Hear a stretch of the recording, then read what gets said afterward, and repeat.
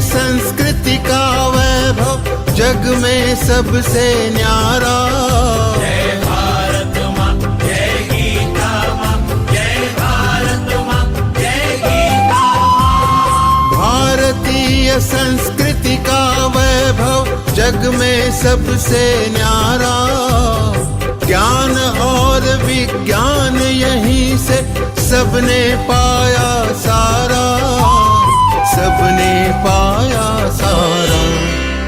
कुछ भूलों से हारा फिर से जीते देश हमारा। गीता परिवार हमारा, गीता परिवार हमारा। जय भारत माँ, जय गीता माँ, जय भारत माँ, जय गीता माँ।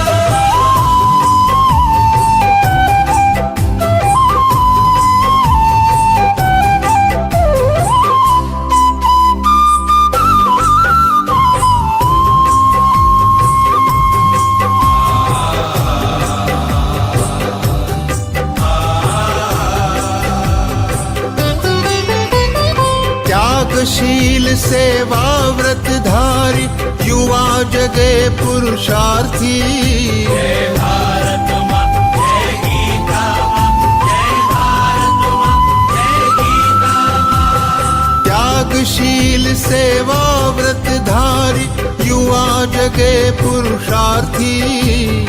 वैज्ञानिकता विनय सभ्यता स्वभाव हो निस्वार्थी, स्वभाव हो निस्वार्थी। देशभक्ति में तेजस्वी हो फिर समाज यह सारा। गीता परिवार हमारा, गीता परिवार हमारा। जय भारत माँ, जय गीता माँ, जय भारत माँ, जय गीता माँ।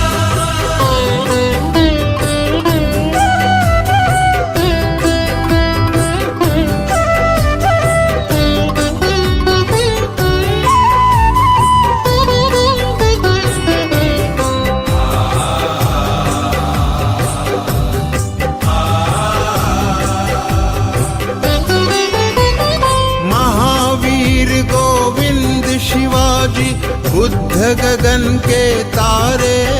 जय भारत माँ, जय गीता माँ, जय भारत माँ, जय गीता माँ। महावीर गोविंद शिवाजी बुद्ध गगन के तारे। परंपरा की पुण्य चेतना उर में हम सब धारे, उर में हम सब धारे। बाल हृदय में उसे जगाकर जगे देश यह सारा। गीता परिवार हमारा, गीता परिवार हमारा। जय भारत माँ, जय गीता माँ, जय भारत माँ, जय गीता माँ।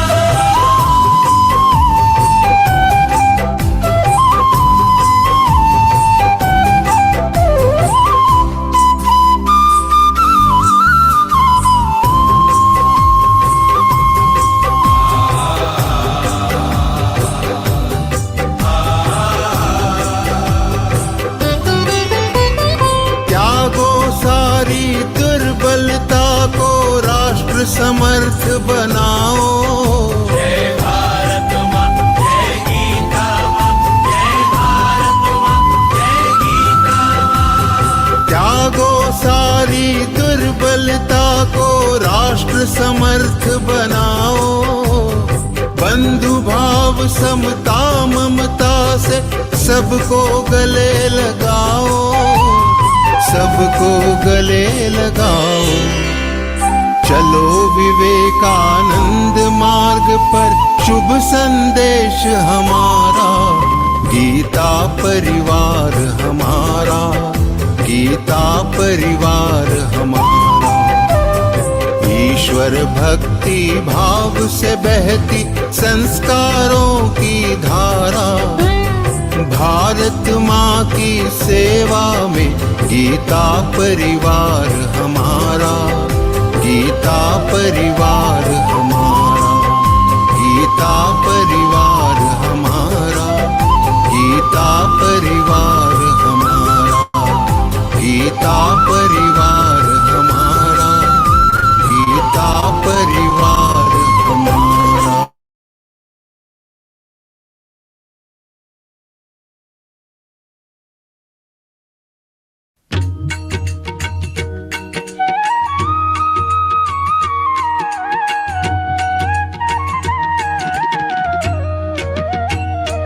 अधरं मधुरं वदनं मधुरं नयनं मधुरं हसितं मधुरं हृदयं मधुरं गमनं मधुरम् मधुराधिपतेरखिलं मधुरं मधुराधिपतेरखिलं मधुरम्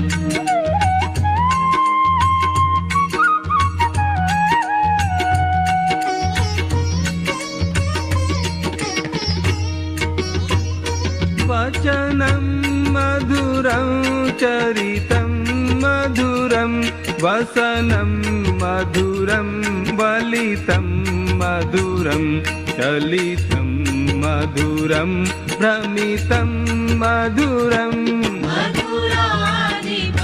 मधुराधिपतेरखिलं मधुरं मधुराधिपतेरखिलं मधुरम्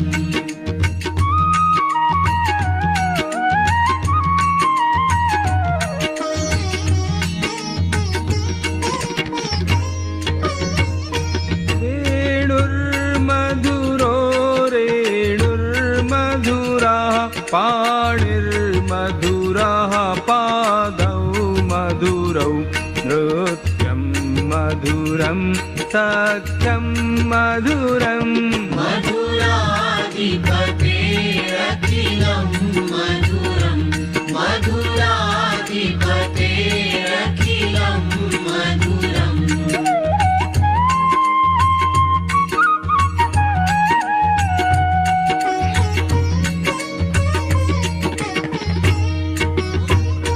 गीतं मधुरं पीतं मधुरं भुक्तं मधुरं सुप्तं मधुरं रूपं मधुरं तिलकं मधुरम् मधुराधिपतेरखिलं मधुरं मधुराधिपतेरखिलं मधुरम्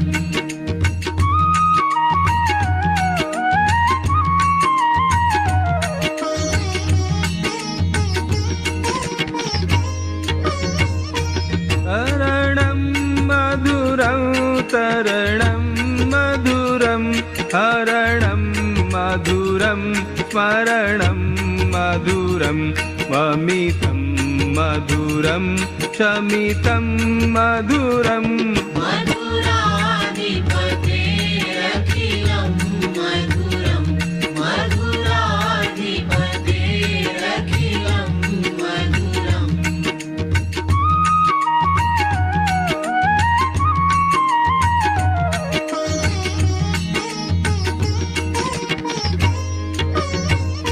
कुञ्जा मधुरा माला मधुरा यमुना मधुरा वीथी मधुरा सलिलं मधुरं कमलं मधुरम् मधुराधिपतेरखिलं मधुरं मधुराधिपतेरखिलं मधुरम्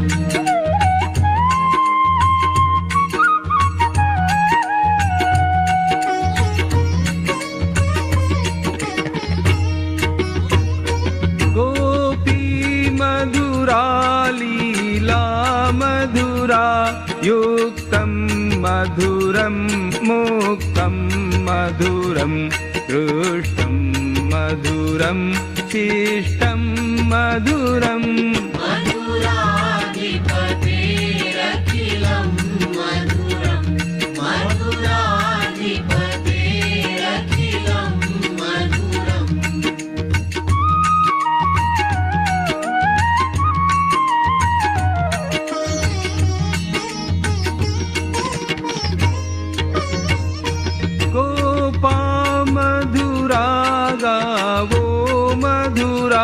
यष्टिर्मधुरा सृष्टिर्मधुरा दलितं मधुरं फलितं मधुरम् मधुराधिपतेरखिलं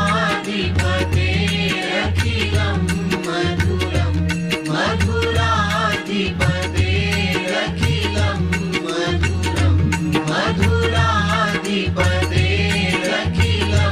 मधुरं मधुराधिपतेरखिलं मधुरम्।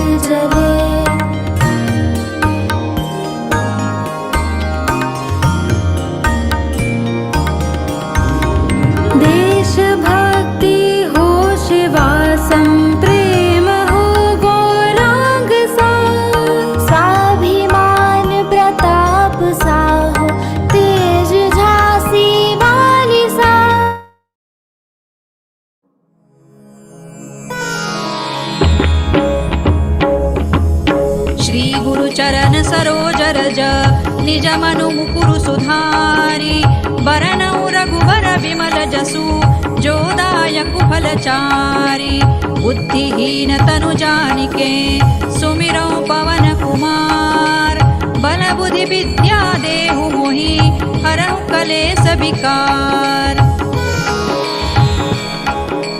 जय हनुमान ज्ञान गुण सागर जय कपीसति लोक उजागर रामदूत अतुलित बल धामा अंजनी पुत्र पवन सुत नामा महावीर विक्रम बजरंगी कुमति निवार सुमति के संगी कंचन बरन विराज सुबेसा कानन कुंडल कुंचित केसा हाथ वज्र और ध्वजा विराजे कांधे मूज जनेऊ साजे शंकर सुवन केसरी नंदन तेज प्रताप महाजगवंदन विद्यावान गुणी अति चातुर राम काज करिबे को आतुर प्रभु चरित्र सुनिबे को रसिया राम लखन सीता मन बसिया सूक्ष्म रूप धरि सियहि दिखावा विकट रूप धरि लंक जरावा भीम रूप धरि असुर संहारे रामचंद्र के काज सवारे लाय सजीवन लखन जियाए श्री रघुबीर हरषि उर लाए रघुपति कीन्ही बहुत बड़ाई तुम मम प्रिय भरतई सम भाई सहस बदन तुम रोजस गावे अस कहि श्रीपति कंठ लगावे सनकादिक ब्रह्मादि मुनीसा नारद सारद सहित अहिसा जम कुबेर दिक्पाल जहाते कवि कोविद कहि सकै कहाते तुम उपकार सुग्रीवहि कीन्हा राम मिलाय राजपद दीन्हा तुम्हरो मंत्र विभीषण माना लंकेश्वर है सब जग जाना जुग सहस्र जो जन पर भानु लील्योताहि मधुर फल जानू प्रभु मुद्रिका मेलि मुख माही जलधि लांघि गए अचरज नाही दुर्गम काज जगत के जेते सुगम अनुग्रह तुम्हरे तेते राम दुआरे तुम रखवारे होत न आज्ञा बिनु पैसारे सब सुख लहै तुम्हारी सरना तुम रक्षक काहू को डरना आपन तेज संभारो आपे तीनों लोक हांकते कांपे भूत पिशाच निकट नहीं आवे महावीर जब नाम सुनावे नासै रोग हरै सब पीरा जपत निरंतर हनुमत वीरा संकट ते हनुमान छुड़ावे मन क्रम वचन ध्यान जो लावे सब पर राम तपस्वी राजा तिनके काज सकल तुम साजा और मनोरथ जो कोई लावे सोई अमित जीवन फल पावे चारों जुग परताप तुम्हारा है प्रसिद्ध जगत उजियारा साधु संत के तुम रखवारे असुर निकंदन राम दुलारे अष्ट सिद्धि नौ निधि के दाता असवर दीन जानकी माता राम रसायन तुम्हारे पासा सदा रहो रघुपति के दासा तुम्हारे भजन राम को पावे जन्म जन्म के दुख बिसरावे अंत काल रघुबर पुर जाई जहाँ जन्म हरि भक्त कहाई और देवता चित्तन धरई हनुमत से सर्व सुख करई संकट कटे मिटे सब पीरा जो सुमिरे हनुमत बलबीरा जय जय जय हनुमान गोसाई कृपा करहु गुरुदेव की नाई जो सत बार पाठ कर कोई छूट ही बंदी महासुख होई जो यह पढ़े हनुमान चालीसा होय सिद्धि साखी गौरी सा तुलसीदास सदा हरि चेरा की जय नाथ हृदय महडेरा पवन तनय संकट हरन मंगल मूर्ति रूप राम लखन सीता सहित हृदय बसहु सुर भूप सियावर रामचंद्र की जय पवन सुत हनुमान की जय उमापति महादेव की जय।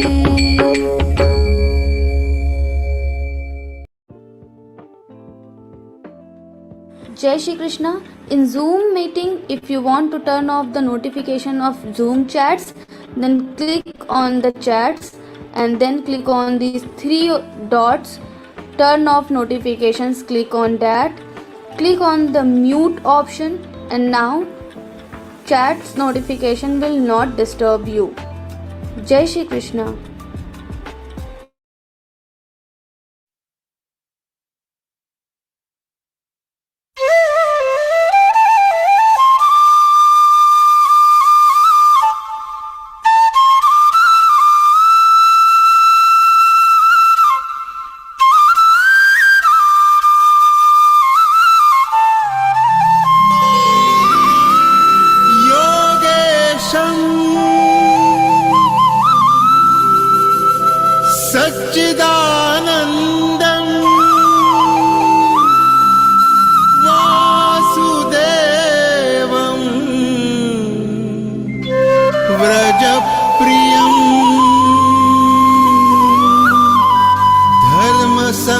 संस्थापकं वीरम्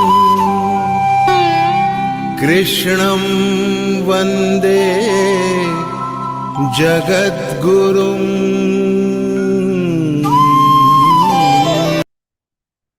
Jai Shri Krishna and a warm welcome to all as we come together to reflect upon and imbibe the timeless wisdom of Bhagavad Gita. With hearts filled with gratitude, let us offer our pranam on the lotus feet of Purushottam Bhagwan Shri Krishna and Param Pujya Swami Acharya Govind Dev Giriji Maharaj, seeking their grace as we continue this sacred journey of inner growth and transformation. Today, we begin our journey through chapter 17, Shraddhatya Vibhaga Yoga, where Bhagavan reveals the profound role of Shraddha in shaping our thoughts, actions, and ultimately our lives. He also helps us answer the timeless question of whose worship leads to true success in life. As we receive these teachings, may we discover how right faith becomes the foundation for truly living Gita. But before we proceed, a few brief guidelines to help everyone have a smooth and uninterrupted experience. If the sound volume is low, please use headphones or increase your device volume. If the chat box keeps blinking, as we saw in the video earlier, tap the bell icon at the top right hand corner to mute notifications. If audio keeps breaking or the screen appears blurry, please check your internet connection and if possible, switch to Wi-Fi or move to an open area like a terrace or near a window. If Zoom disconnects, you may continue watching the session on the YouTube link that has been shared. And as we begin our journey through Shraddhatya Vibhaga Yoga, let us first turn to Bhagavan in prayer, seeking the faith, humility, and receptivity to imbibe truly the knowledge that he bestows upon us. I now humbly invite Vijaya Singh Ji from Ghaziabad, Uttar Pradesh to lead us in our prayers. Associated with Geeta Pariwar since March 2021, Vijaya Ji devotedly offers her seva as a trainer. Vijaya Ji, may we request you to offer our collective prayers on the lotus feet of Bhagavan. Jai Shri Krishna. जय श्री कृष्ण दीदी, जय श्री कृष्ण। वसुदेवसुतं देवं कंसचाडूरमर्दनं देवकी परमानन्दं कृष्णो वन्दे जगद्गुरुं श्रीकृष्णो वन्दे जगद्गुरुं। जय Shri Krishna. Jai Shri Krishna Didi, thank you so much for that heartfelt prayer and setting up the right bhava for today's Vivechan session. Thank you.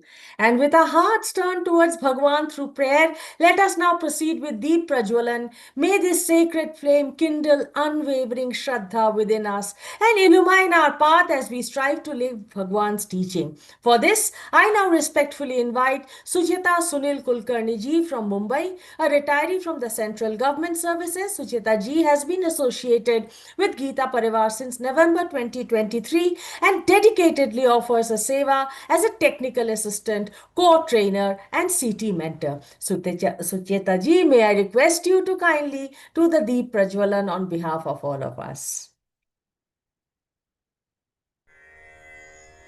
निषिद्धैरप्येभिर्लुलितमकरन्दो मधुकरैः करैरिन्दोरन्तश्छुरित इव सम्भिन्नमुकुलः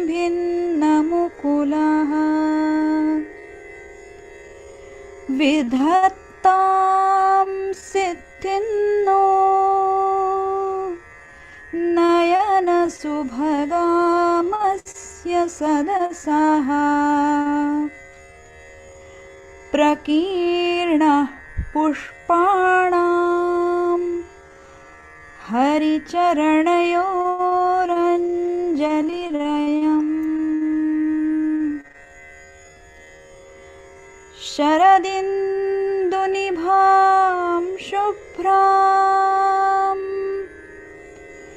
शुभ्रवस्त्रैरलङ्कृतां कलहंसकृतावासां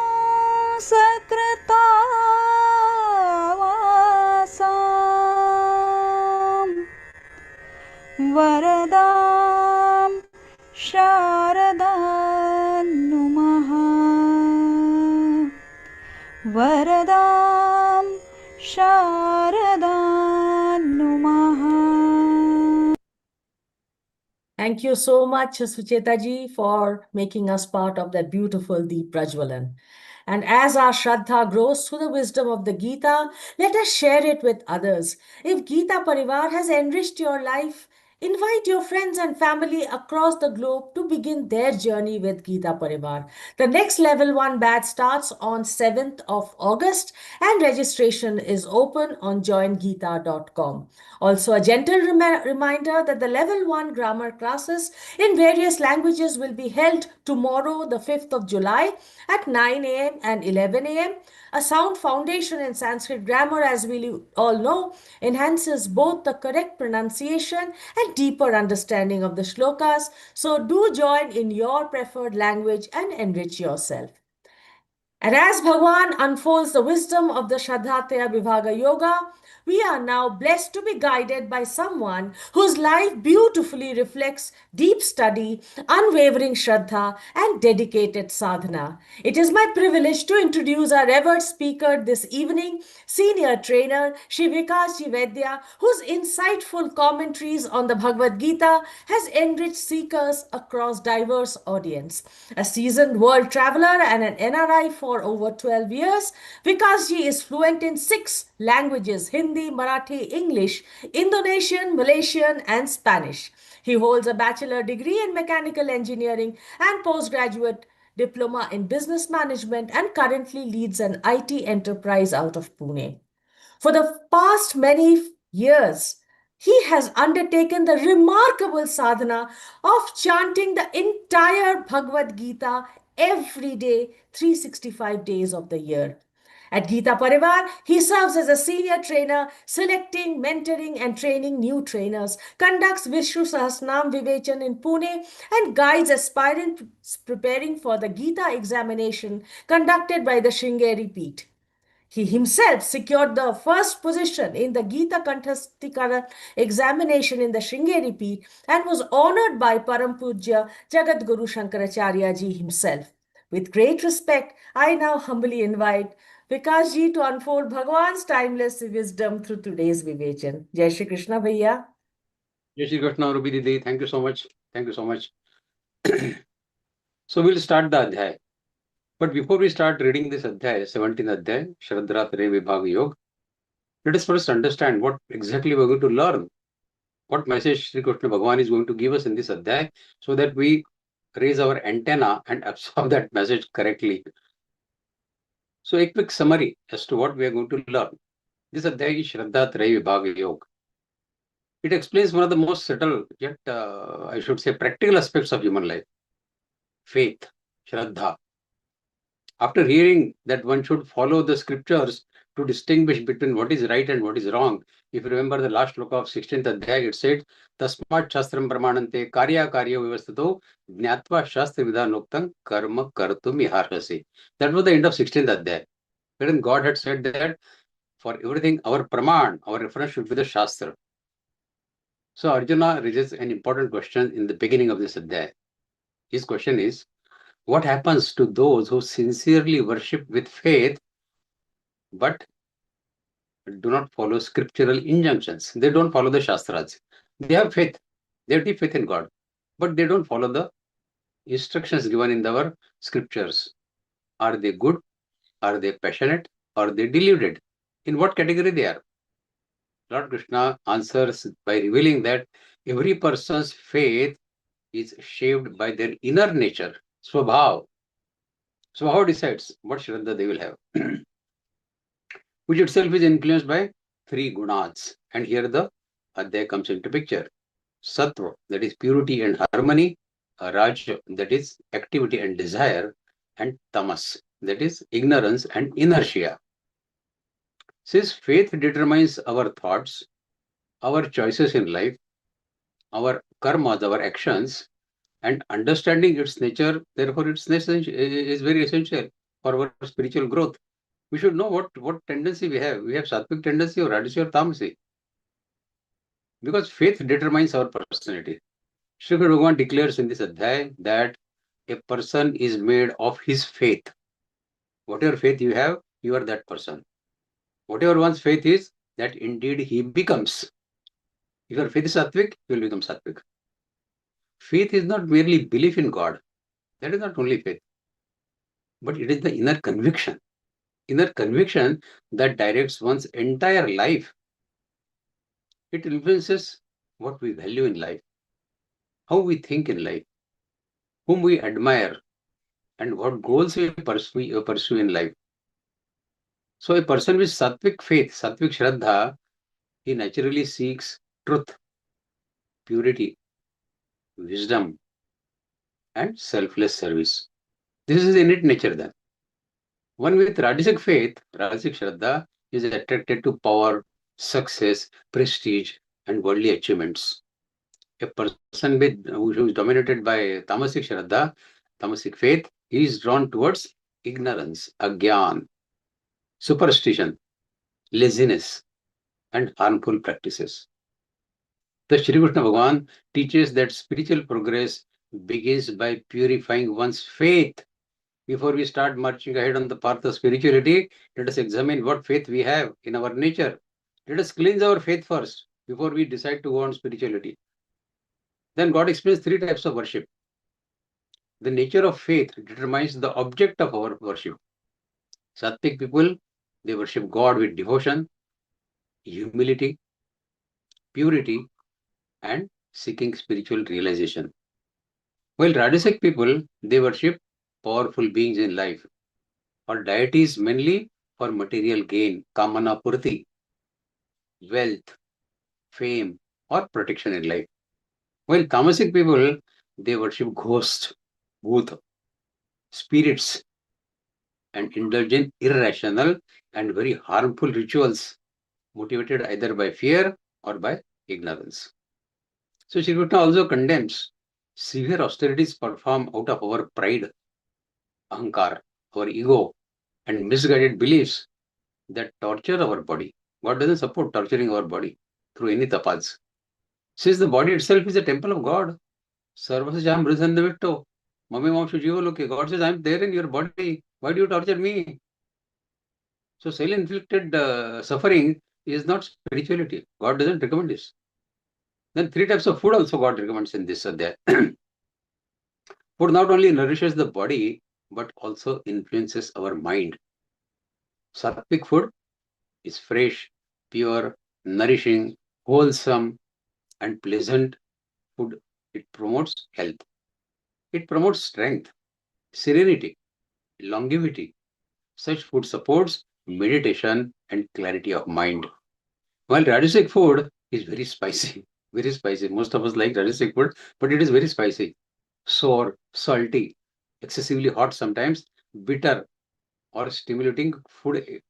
This kind of stimulating food, it excites our senses. While it may provide temporary pleasure, कचौरी खाएंगे तो मजा आता है, ठीक है, mind.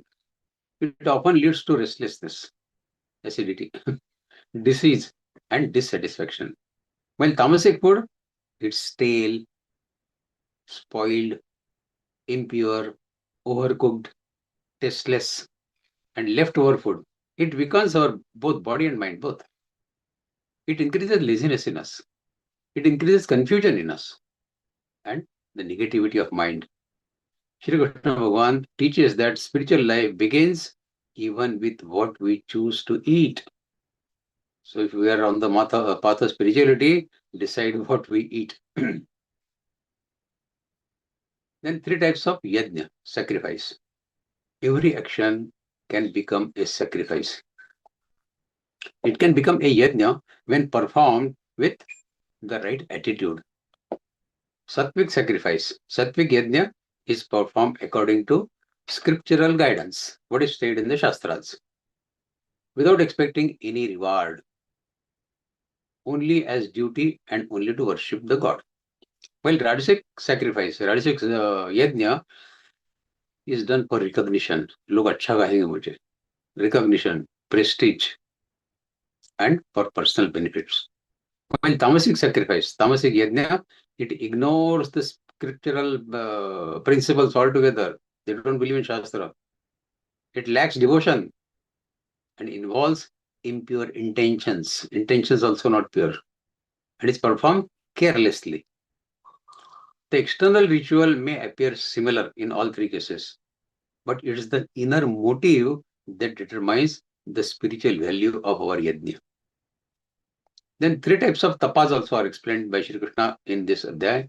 Shri Krishna advises, he divides austerity into three levels. Austerity of the body, Shri, respecting parents, respecting teachers, respecting elders, and maintaining cleanliness, simplicity, self-control, and non-violence is the austerity of body. Then there is vak, that means speech. Austerity of speech, speaking truthfully, pleasantly, beneficially, and avoiding words that hurt others. Regular study of sacred scriptures, this also forms part of verbal discipline. That is also vachik tap. Then austerity of mind, manasik tap, maintaining cheerfulness in the mind, serenity, self-control, purity of thoughts, compassion in our nature, and inner silence.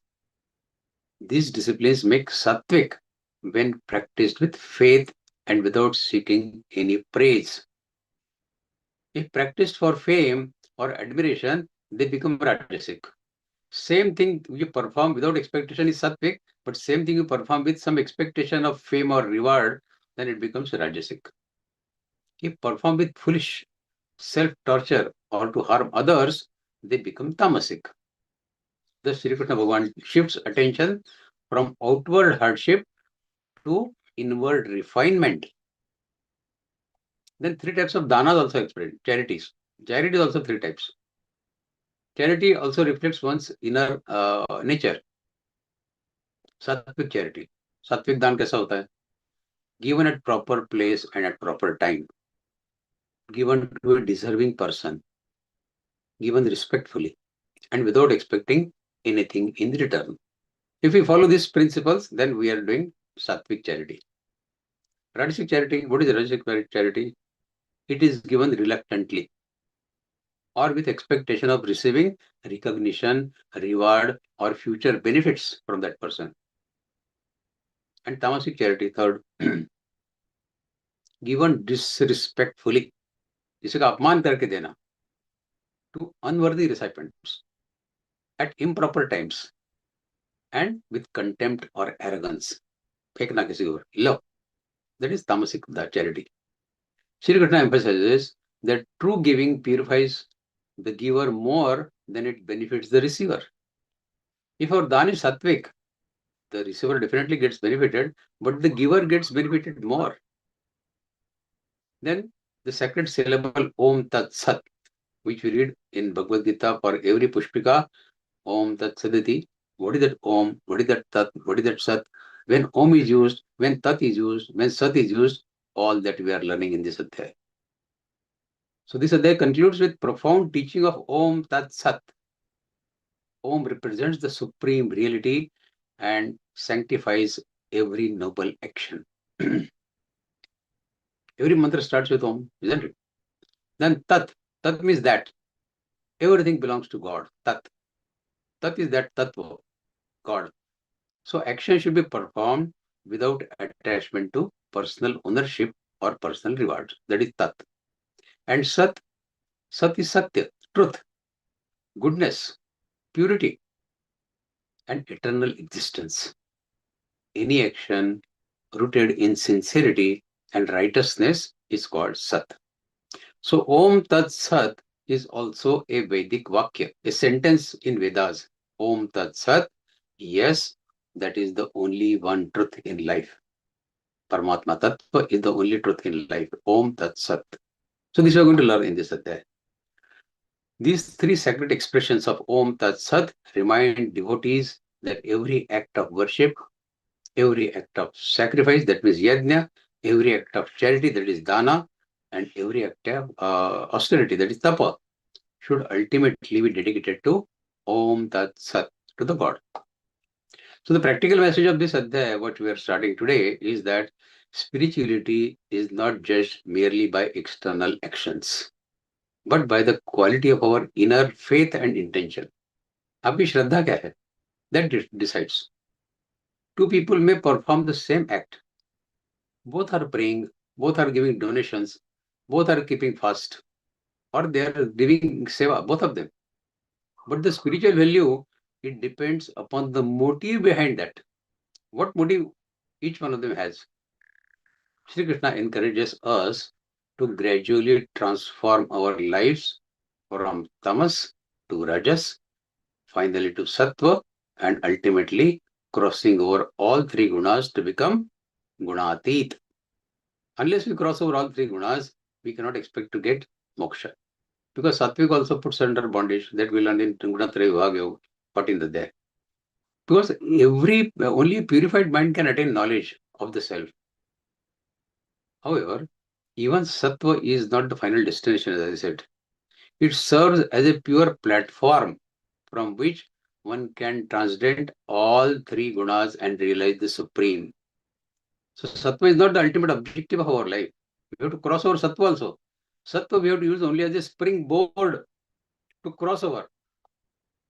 So this adhyaya reminds us that every ordinary activity, every ordinary karma, you may be eating, speaking, working, giving, or worshipping, can become spiritual practice. Every karma can become Daivi karma when performed with purity, performed with humility, with selflessness, and with dedication to God. Faith shapes our character. Character shapes our destiny.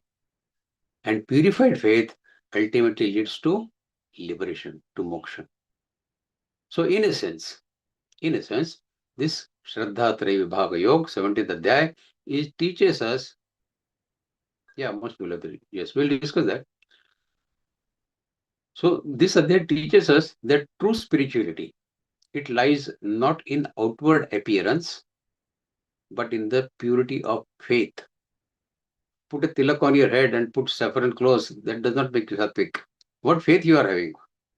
The selflessness of your intentions, or the dedication of every action to the supreme reality. With this brief introduction of the Adhyaya, now we'll start reading the Adhyaya, shlok by shlok. Om Shri Paramatmane Namaha. Śrīmad-Bhagavadgītā Adha Saptadasho Adhyayah. Arjuna Vacha Ye Shastra Vidhimutsrijya Yajante Shraddhayanvitaha Teshan Nishtatuka Krishna Sattvamaho Rajastamaha. First shloka, Arjuna's question. Arjuna Vacha, that means what Arjuna said. Ye is Sarvanam in Sanskrit. Ye means those who Shastra Vidhim. The rules and injunctions laid down in our scriptures is Shastra Vidhim.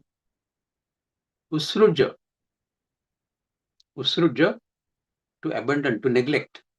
Yajante, to worship. Puja, Shraddhaya, with faith, with devotion, Shraddhaya. Anvita, endowed with, possessed of. Tesham, of those people. Nishtha is the conviction, spiritual standing, or nature. Kam is what? Sattvam is purity, harmony. Aho means or. Raja is passion, Tama is ignorance. So Arjuna's question is very pertinent. He asks, "O Krishna, those who worship with faith, but disregard the injunctions of the scriptures, what is the nature of their faith? Is it born of sattvic, purity, rajasic, passion, or tamas, ignorance?" So this adhyaya begins with a thoughtful and practical question from Arjuna. At the end of 16th adhyaya, as we discussed, Tasmat Shastram Pramanante Karya Karya Vastu Jnatva Shastra Karma Kartum Yarasi. One should determine what is right and wrong based on scripture, wisdom rather than personal likes and dislikes. अच्छा लगता है तो करने का. Don't do that. God said in 16th adhyay, refer Shastra. Take Shastra as a praman. So this immediately raises a genuine question, doubt in Arjuna's mind. He asks, what about those who sincerely worship God with great faith, but do not follow the scriptures? Are they good or bad? Is their faith pure? Is it passionate? Or is it ignorant? Now, Arjuna is not talking about hypocrites or atheists. He is referring to people who genuinely possess Shraddha. They have deep Shraddha in God. They pray, they fast, they visit temples, they perform rituals or follow spiritual practices because they sincerely believe in them. They have Shraddha. However, their practices may not be based on scriptural teachings. Procedurally, they are not following that procedure. Instead, they may arise from family traditions. हमारे father करते आए हैं, grandfather करते आए हैं, so we are doing that tradition, family tradition, or local customs where they are residing, or personal beliefs which they have developed over a period of time, or even superstitions, andhashraddha. This question remains highly relevant even today. Arjuna asked 5,500 years back, but it's relevant today also. Many people say, I believe in God, but I don't need scriptures. My grandmother did this ritual, so I follow it. Or someone told me this remedy will bring success to me, so I'm doing it. Or this santa, this sadhu, this saint advised this practice, so I'm doing it. Such practices may arise from deep faith, but is faith alone enough? Is faith alone enough in life? Lord Krishna's answer in the following shlokas will be very profound. He does not reject faith. Shri Krishna Bhagavan does not reject faith, Shraddha. Instead, he explains that faith itself is of three kinds. If you have faith, that means you are very good. ऐसा नहीं होता है. Faith itself is of three kinds. Because every person's faith reflects the qualities, the gunas that dominate their mind. A person's faith is shaped by his thoughts, his habits, his company, his desires, and the past impression. That means the past samskars of that person. Therefore, not every sincere belief or every sincere shraddha leads to spiritual growth. For example, a scientist is there. He sincerely believes in experimentation. He has deep shraddha in experimentation. A businessman, he sincerely believes in profit. That is a shraddha, to earn profit. A saint, he sincerely believes in God. All three people possess faith. But the object and quality of their faith, they differ. One shraddha is experimentation, one shraddha is earning profit, one shraddha is God. Similarly, in spiritual life, faith can elevate a person towards truth or keep them bound to ignorance depending upon the nature of shraddha. Every shraddha does not lead you to moksha. This shloka teaches an important lesson to us in life. Faith should always be guided by wisdom. Wisdom is equally important when you are developing faith, shraddha. Faith without knowledge may become superstition. अंधश्रद्धा हो जाएगी, श्रद्धा की अंधश्रद्धा हो जाएगी. Knowledge without faith may become dry intellectualism. Bhagavad Gita beautifully combines both. Gita says you should have shraddha, but you should have shastra. That means wisdom also. Imagine driving a powerful car.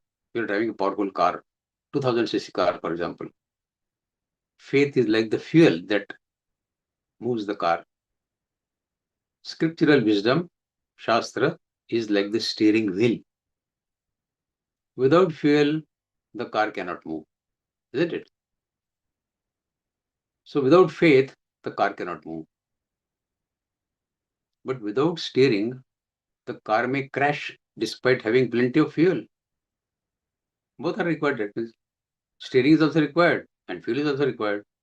Likewise, devotion without proper understanding may lead a person away from the highest spiritual goal. Shri Krishna therefore prepares to explain how faith differs according to three gunas. There was a young software engineer. He wanted rapid career growth. One day, a colleague told him that keeping a particular crystal in the office, on the office desk, would guarantee promotion for him. We keep listening to this kind of thing, no? Oh, Amazon se crystal order karo and keep on your table, you will get promotion. Another advised wearing several expensive gemstones. Ye dhatu pehno, wo ring pehno, all that. Someone else suggested performing a ritual exactly at midnight every Friday. He faithfully followed every suggestion. He spent large amounts of money and became increasingly anxious whenever he missed a ritual. Yet, he neglected improving his technical skill, his teamwork, and discipline. Meanwhile, another colleague of that man, he also believed in God. Every morning he prayed sincerely. He read few verses, few shlokas from Bhagavad-Gītā. He worked honestly. Not only kept reading Gita, but he worked honestly and continuously upgraded his skills and accepted the results with equanimity. After a few years, the second colleague naturally progressed fast in his career. His faith inspired discipline, disciplined action rather than fear. The first person's faith was sincere, but it was guided by hearsay and anxiety. The second person's faith was supported by wisdom and right action. So this shows Arjuna's question. Faith alone is not the measure of spiritual maturity. The quality and direction of that faith, it does matter. When faith is illuminated by scriptural wisdom and expressed through a righteous conduct, it becomes sattvic and leads to lasting growth. When it is driven by ambition or by ignorance, it reflects rajasic or tamasic tendency. So what do we learn from this first shloka? Bhagavad Gita teaches us that faith is valuable, but it should be guided by wisdom and discrimination. True spirituality is not merely believing deeply, it is believing rightly and living accordingly. So this is the first shloka of this adhyaya, Arjuna's question. Now what God replies, that we'll see in the second shloka. Second shloka, Shri Bhagavan Uvacha Trividha Bhavati Shraddha Dehinam Sa Svabhavaja Satviki Rajasi Chaiva Tamasi Chetitam Shruno. Trividha, threefold, three types. Bhavati becomes, exists. Shraddha is Shraddha, faith. Dehinam, Dehinam is our people like us, embodied beings. Dehinam, Sa means that. Swabhavaja, this is important. Swabhavaja, born out of one's inherent nature. Everybody's swabhava is different, isn't it? Satviki, Rajasi, Tamasi. Iti means thus. Tam means that. And Shruno means listen. God says listen. Shri Krishna says the faith, the Shraddha of every embodied being, that means every human being, is of three kinds. Trividha. Sattvic, Rajasic and Tamasic. This faith arises from one's own nature, स्वभाव. उसका स्वभाव कैसे है? That decides what Shraddha he has. Whether it is Sattvic Shraddha, Rajasic Shraddha or Tamasic Shraddha. Swabhav is the determining factor. God says, now hear from me about these three types. Sattva, Rajatama.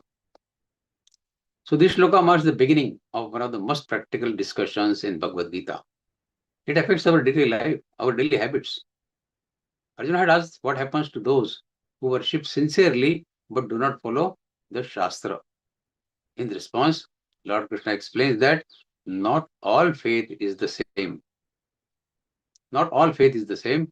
Faith itself is colored by qualities, by gunas that dominates the mind. The word Shraddha is much deeper. Can we stop the chat, please, on Zoom?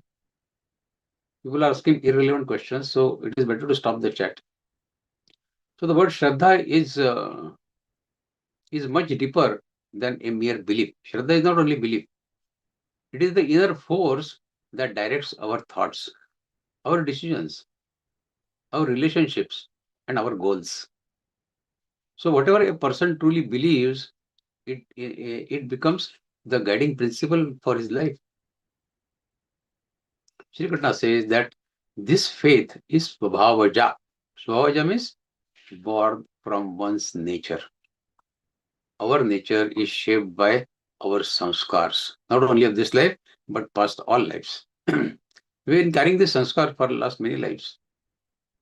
Our past actions, our upbringing, our habits, our company, our education, and our repeated choices in life that define our Svabhav. Thus, two people may perform the same religious ritual, but with completely different inner attitudes because their Svabhavs are different. Imagine three people donating money for a charitable cause. One donates quietly, expecting nothing in return, simply because helping others gives inner joy to him. This reflects Sattvic faith, Sattvic Shabda. Another donates only because his name will appear on a placard, on the notice board, or in the newspaper. This is Rajasic faith. The third donates carelessly without understanding for what he is donating, to whom he is donating, perhaps to support harmful activities, or merely because someone forced him to do it. This is Tamasic faith. The external action is identical. All three are doing charity, donation, dan. But the inner faith differs completely for all three of them. Shri Krishna does not define a person merely by his religion or by his customs. Instead, Shri Krishna Bhagavan examines the quality of mind behind every karma, behind every action. And our faith determines our life. Every human being lives according to some faith. Everybody lives according to some faith. It may be good or bad, tamasic, rajasic, sattvic, anything. But faith is there in every person. Someone may have faith that wealth alone brings happiness. Hota hai aisa. Another may believe that power is everything. Yet another may believe that serving God and humanity is the life's highest purpose. These convictions shape our destiny. A student who firmly believes that honest study, it leads to success, he will work sincerely. A student who believes shortcuts are enough may resort to cheating in examination, isn't it? Another who has lost faith altogether may stop trying for anything in life. Their faith determines their actions long before the result appears in their life. So, Shri Krishna Bhagavan is teaching that our inner convictions create our outer life. Now, why faith is different in different people? One may ask, if the God has created everyone equally, why is everyone's faith different?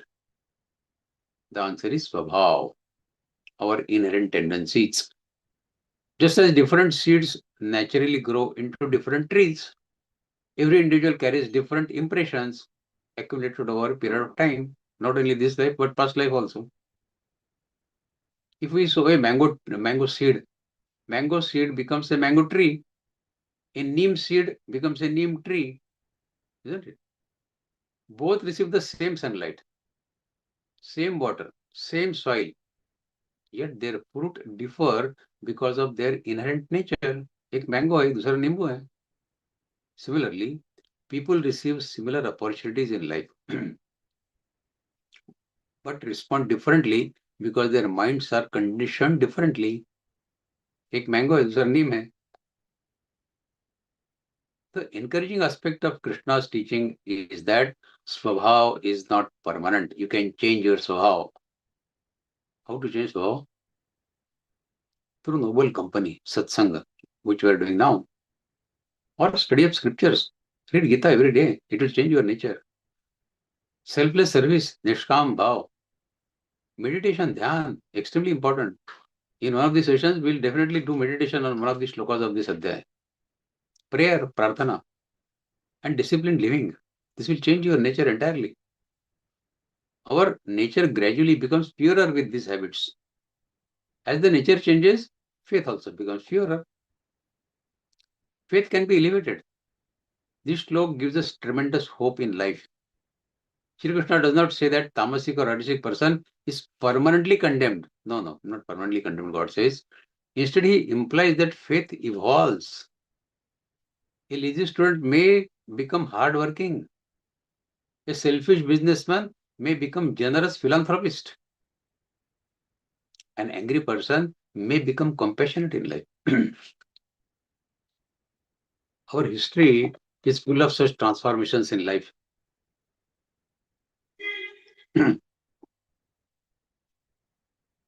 Just as, muddy water, when it settles down, it becomes clearer.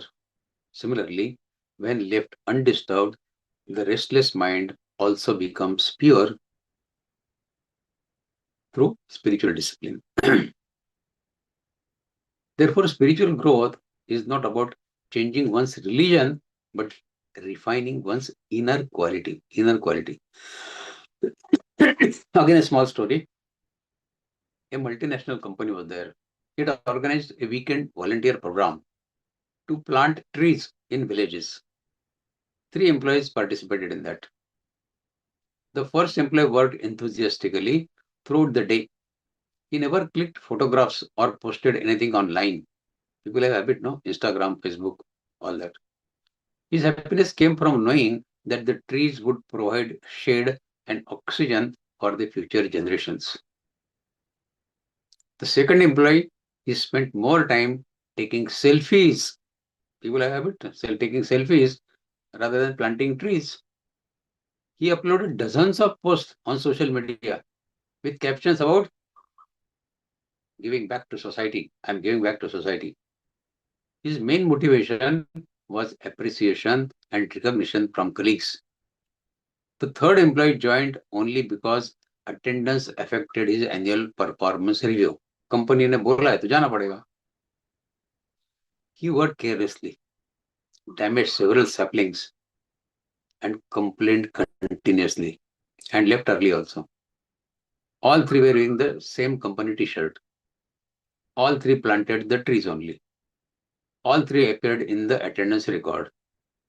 Yet, their faith and their motivation were entirely different. The first reflected Sattvic Shraddha, service without selfish expectation. The second displayed Rajasic Shraddha, service mixed with desire for fame and personal gain. Third demonstrated Tamasic Shraddha, action performed unwillingly, without understanding or without responsibility. The company judged only the visible work. But according to Lord Krishna, God sees not your external visible work, God sees the inner intention behind every action. That is why Bhagavad-Gītā repeatedly emphasizes purification of heart more than the perfection of external rituals. Purification of heart is more important than external rituals that we perform. So this shloka teaches us that faith is invisible foundation of our character. Nobody can see our faith, but that is the invisible foundation of our character. We become what we deeply believe in. Therefore, rather than merely changing our actions, we should strive to purify our inner convictions by cultivating wisdom, by practicing selflessness, devotion, and noble company. Our faith gradually becomes sattvic, leading to peace, leading to clarity, and ultimately God realization. So we should always think that my future is shaped not merely by what I do, but by the quality of faith which I do. What action I'm performing is not important. With what faith I'm performing that action is more important. That we should realize every day. Therefore, let me cultivate Sattvic Shraddha, faith rooted in truth, in purity, and in selfless devotion. Further, God will say in third shloka, we'll go to third shloka. Sattvanurupa Sattvanurupa sarvasya shraddha bhavati bharata. Shraddhamayo yam purusho yo yat shraddhasya eva saha. We'll go direct to the meaning instead of going to word by word. Krishna Bhagavan says, Arjuna, every person's shraddha is in accordance with the nature of his inner being, which is formed by three gunas. Sattvara given by Prakriti to us. Prakriti is Trigunatmak, so we are also Trigunatmak. A person is made of his faith. Whatever is one's faith, that indeed he becomes. So this is one of the profound psychological shloka in Bhagavad Gita. Shri Krishna explains that faith is not merely something a person possesses, it is something that shapes the entire personality of that person. Shraddha, faith, here does not simply mean believe in God or believe in religion. It means the deepest conviction that governs a person's thoughts, his decisions, his priorities, and his actions. Every human being lives according to some faith. One person believes money is everything in life. पैसे के बगैर कुछ नहीं होता है. Money is everything in life. Another believes knowledge is the greatest wealth. Another believes serving humanity is the highest worship. Another believes God alone is my refuge. Every person's life gradually becomes a reflection of that belief, what he is nurturing. Therefore, Shri Krishna declares, whatever a person's faith is, that indeed he becomes. Shraddha determines our character. Our daily choices that we make, they reveal our faith. If someone truly believes that health is important, he naturally starts exercising regularly. If someone believes honesty is sacred, he remains truthful even under pressure because he believes in honesty.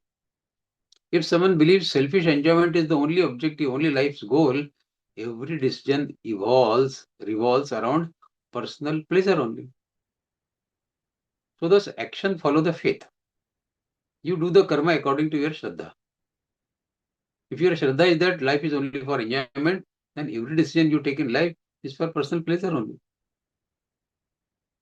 If you believe that honesty is the shraddha, if your shraddha is honesty, that honesty is important in life, then you remain truthful under all circumstances. That means character, it is shaped by our shraddha. The root is shraddha. Root is shraddha.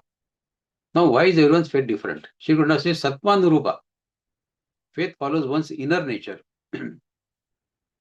Our inner nature is formed by previous samskars, our habits, our company as we discussed, our education, our experiences in life, and the predominance of sattva tendency that we have in our mind. Just as different seeds produce different trees, we saw mango tree, neem tree, different inner impressions produce different faiths in life. Hence, two people may hear the same spiritual discourse. All of you are listening to the same spiritual discourse on 17th Adhyaya Shraddha Vibhaga Yoga. One may become inspired. Another may become bored. A third may start criticizing. ये क्या बात कर रहे हैं आप लोग? The teaching is same. My words are same. The listener differs because their shraddha differs. Somebody shraddha is sattvic, so he becomes inspired by these words. Somebody shraddha is rajasic, so he has a different reaction to it. Faith is dynamic. It does not remain the same all time. The encouraging message of this shloka is that faith is not fixed forever. The person who is tamasic shraddha, he is not tamasic for whole of his life. As we improve our company, study noble literature, practice meditation, perform selfless service, and remember God, our faith gradually becomes purer and purer. Today's selfish person can become tomorrow's saint. That Ratnakar dacoit could become Valmiki Rishi. Isn't it? Change of faith. Change of faith. Many great saints underwent exactly these kind of transformations. Thus, Shri Krishna does not ask us to condemn anyone. We don't want to condemn anyone. He just asks us to understand that people's actions arise from their present level of faith. Full stop. A multinational company, it hired two young engineers, Rahul and Samir, for example. Rahul and Samir. Both had similar education, equally intelligence, and identical salaries. However, their inner faith differed. Rahul believed work is only a way to earn money. He finished only the minimum required task, avoided responsibility, and spent most of his time looking for shortcuts in life, in work as well. Samir believed every task is an opportunity to improve myself and serve others. Even when nobody was watching, he completed his work sincerely, well in time. He helped colleagues without expecting appreciation from them. He continuously learned new skills in life. After several years, the difference became remarkable between both of them, Samir and Rahul. Rahul remained dissatisfied, frequently changing his jobs and blaming circumstances for his failures in life. Samir became a respected leader whom everyone trusted. Their qualifications were same, their opportunities were similar. The real difference lay in their Shraddha, faith. As Shri Krishna Bhagavan says, whatever one's faith is, that indeed he becomes. So that shows how their characters went differently. How to apply this shloka in our daily life? When we are reading Gita, we should try to see, as Pujya Swami says, Gita padhe padhaye or जीवन में लाए. We should bring it in our life, message of Gita. Now this message, this shloka we should bring in our daily life. How to bring it in daily life? Ask yourself, what do I truly believe is important? What do I truly believe is important in my life? What occupies my thoughts throughout the day? From morning till I go to bed, what thoughts determine throughout the day? What do I sacrifice my time for? What do I admire in others? And if someone watched my daily routine, what would they conclude about my faith? Will they brand me as Sattvic Shraddha or Rajasi Shraddha or Tamasi Shraddha? As you are studying others, you should study yourselves and see how others are studying you. Our answer will reveal our real Shraddha. If we give real answers to these questions, we will know what our Shraddha is. Merely claiming spiritual faith is not enough. Our actions reveal our genuine beliefs. So if we wish to change our life, we must first refine our faith, our Shraddha. As I said, we can do this by satsanga.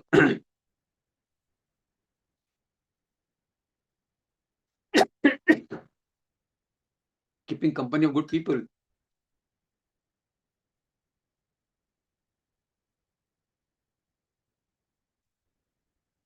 Doing namasmaran. Practicing selfless service.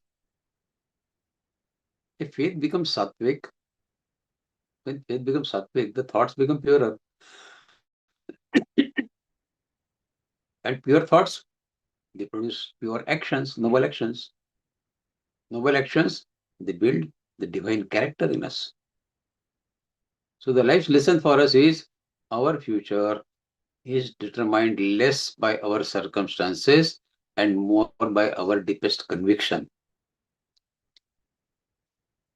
Wealth, education, talent, status are valuable. Okay, valuable.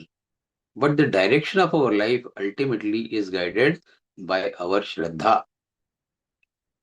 Therefore, instead of trying only to change external situations, we should strive to purify our inner faith. What faith becomes centered on truth, righteousness, and God, the entire personality is transformed when this happens. As Lord Shri Krishna beautifully declares, a person is made of his faith. Whatever his faith is, that he becomes. So faith is that important. Fourth shloka. Yajante sattvika devan yaksha rakshansi rajasaha Pretan bhutaganaśyanye yajante tamasa janaha. What says? People endowed with sattva, that means purity, sattvic shraddha, they worship gods. Those dominated by rajas, that means passion and ambition, they worship yakshas and rakshasas, being associated with power and wealth for these yakshas and rakshasas. While those under influence of tamas, ignorance and darkness, they worship ghosts, spirits, and lower entities. The object of worship reflects the quality of one's faith and the inner nature. In earlier shloka, Shri Krishna explained that every person's faith is determined by his svabhav, inner nature, which itself is shared by three gunas, sattva, rajatam. Now in this shloka, Shri Krishna Bhagavan explains how the inner nature expresses itself externally through worship. What kind of worship we perform? कौन सी पूजा आप करते हैं? That determines whether we are sattvic or rajasic or tamasic. The important teaching is not merely whom people worship, but why they worship. Why they worship. Intention behind worship. Sattvic worship. Shri Krishna says, Yajante sattvika divan. People of sattvic temperament, they worship devas. Devas symbolize truth. Devas symbolize purity, compassion, order, wisdom, and divine virtues. Such devotees, they seek purification of mind, spiritual wisdom, liberation, moksha, love of God, and inner peace. Their worship is not driven by selfish desires. They pray, "Oh Lord, make me a better human being. I don't want anything else." Rather than asking, "Give me more wealth than everyone else has." They don't say this. Sattvic devotion elevates our mind. How is Rajasic worship? Krishna says, Yaksha Rakshamsi Rajasaha. Rajasic people worship Yakshas and Rakshasas. Here, these names are symbolic. Yakshas are associated with wealth, prosperity, and material abundance. That is Yakshas. Rakshasas symbolize power, domination, control, and victory over rivals. Rajasic people usually pray for promotions in life, business success, fame, political power, victory over competitors, and luxuries in life. Yakshas and Rakshasas. Their worship is often transactional. They think, if I perform this ritual, God should fulfill my wish. मैं ये कर रहा हूँ ना आपके लिए God, so you should fulfill this wish of mine. Give and take, contract. There is devotion, but it is mixed with desire. Shri Krishna does not condemn such worship. He merely points out that it belongs to the Rajasic state of mind. If you are doing this kind of transaction with God, then you are having Rajasic mind. Then Tamasic worship. Pritan Bhudagana Shanye. That is what God says. Tamasa Janaha. So Tamasic people, they worship ghosts, spirits, and lower entities. This refers to worship motivated by fear, hatred, revenge, superstition, ignorance, and harmful intention. We hear of people who are going to Smashan midnight and performing some Tantra Mantra Ghost Puja. Such people may believe, I can gain power by frightening others, or I want someone else to suffer. Such worship darkens the mind further. Instead of bringing peace to the mind, it increases fear and confusion in the mind. Shri Krishna is warning that when ignorance dominates, even the religion becomes distorted. The real teaching is, this shloka is not a criticism of different deities. It does not criticize deities. The Gita repeatedly teaches that Supreme Lord alone receives all worships offered with faith. Vasudevam Sarvaiti, everything goes to Vasudeva only ultimately. Here Shri Krishna is discussing the psychology behind worship. With what psychology you are worshipping the God? The object chosen reflects the seeker's inner aspiration. If one values purity, he moves towards God. If one values wealth, he moves towards the wealth-giving powers in the world, yakshas. If one values power, then he moves to those deities who give power. Or those who seek darkness, who value darkness, he is attracted towards darkness. As the saying goes, you become like what you constantly admire. Isn't it? Therefore, Krishna asks us to refine our faith. आप जो बनना चाहते हो वो ठीक है, but what your faith is. What your faith is, you will become that.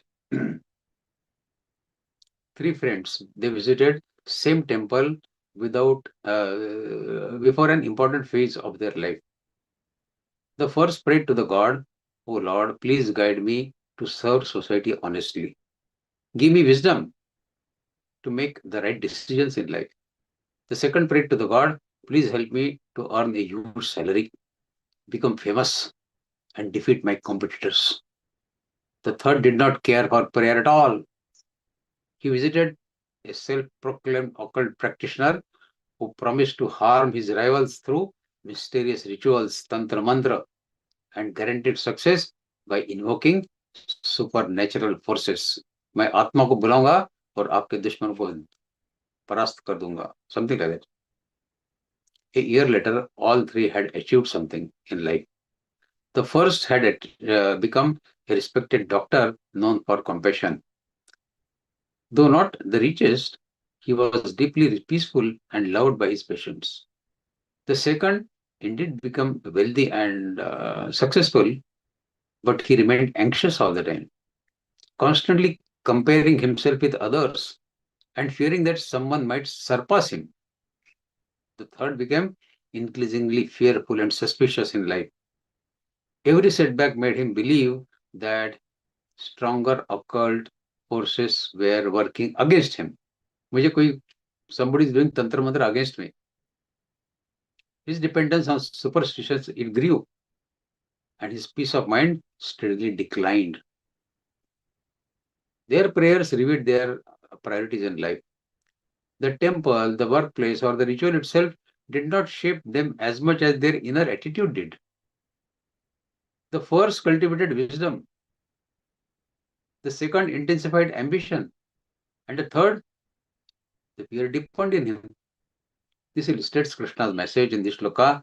Our faith follows our dominant guna, and our chosen object of worship gradually molds our character. Those who worship Kala Bhairav, they start getting Kala Bhairav qualities in them.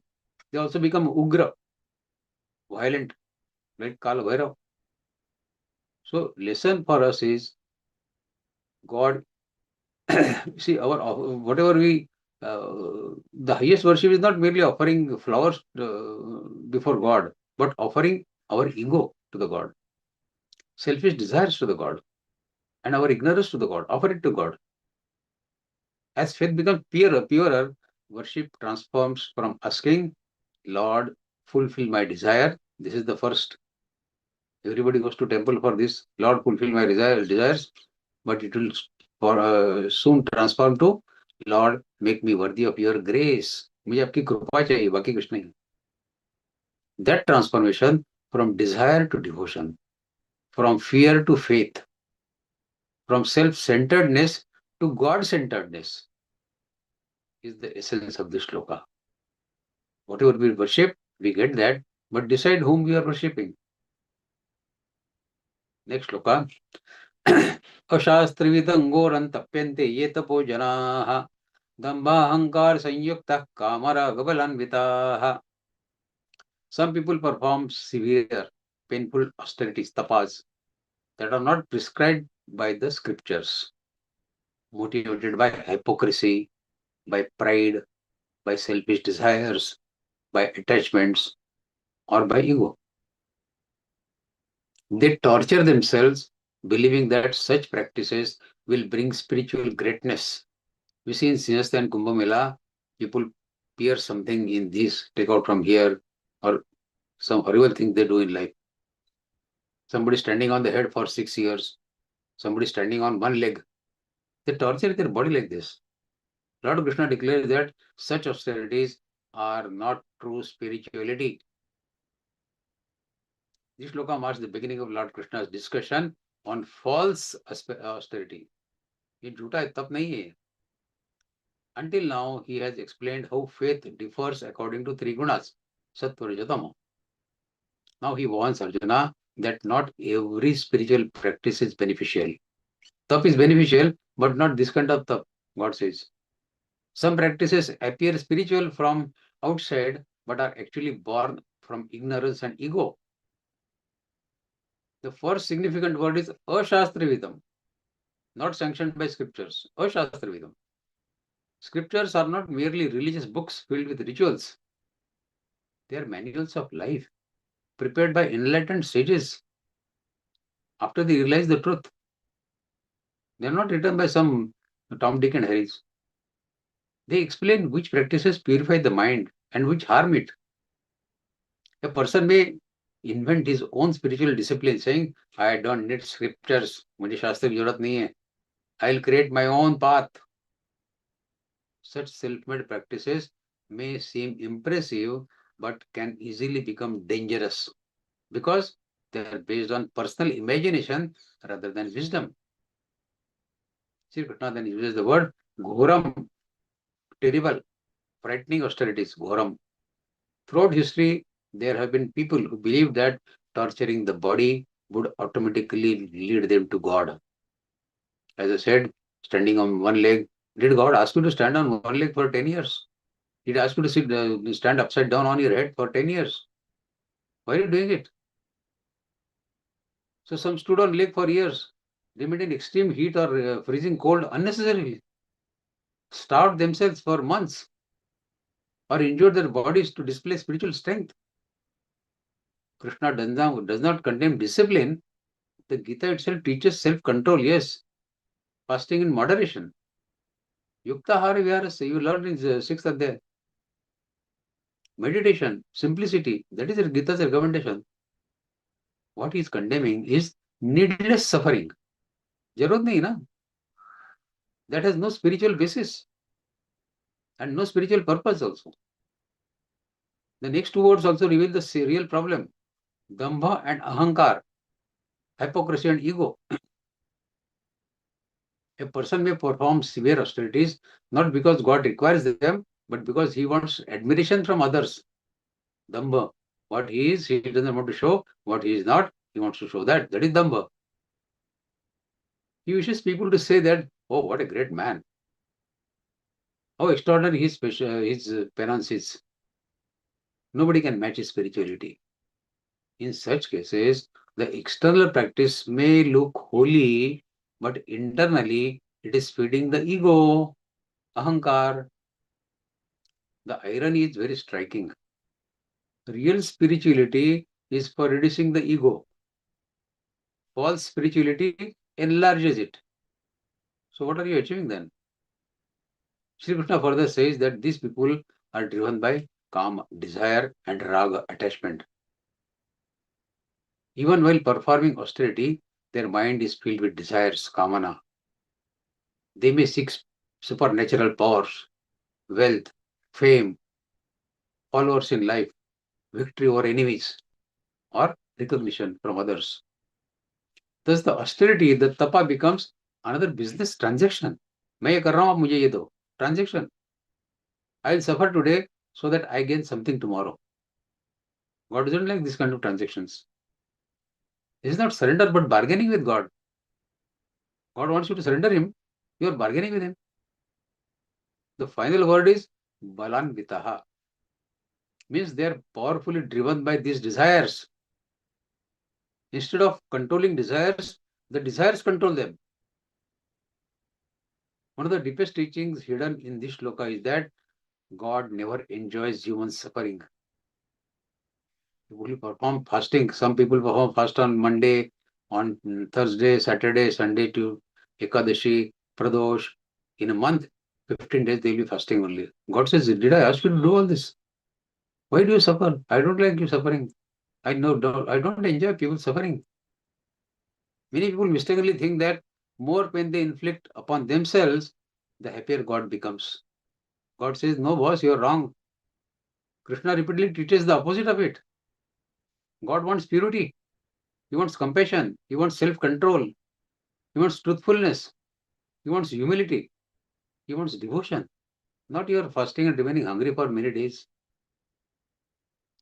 He never asks you to destroy body unnecessarily. Body I have given you to do sadhana so that you achieve me. You are harming your body. The body is described elsewhere as a precious instrument for spiritual realization in Gita.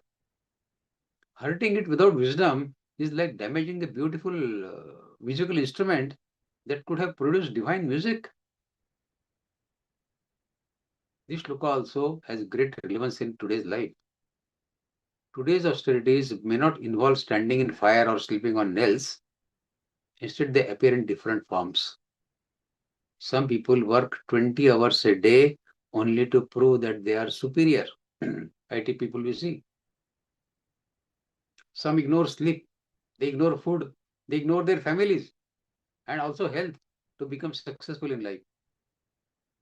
Others undertake extreme dieting and dangerous fitness. Challenge is simply to impress the society. Some spend enormous amount of money on the religious ceremonies mainly for publicity. Others constantly post their charity, fasting, meditation on social media, seeking praise from their friends and families, rather than inner transformation. Externally, these actions may appear disciplined. Okay. Internally, they may still be driven by ego, by comparison, and by attachment. Shri Krishna asks us to examine the motive, why you are doing. They ask you to do fast for so many days. If you are doing it for maintaining your body, no problem. But don't say that you are doing it for spirituality. Two people perform the same fast. One fast quietly to purify the mind and remember God. Another fast so everyone praises his devotion.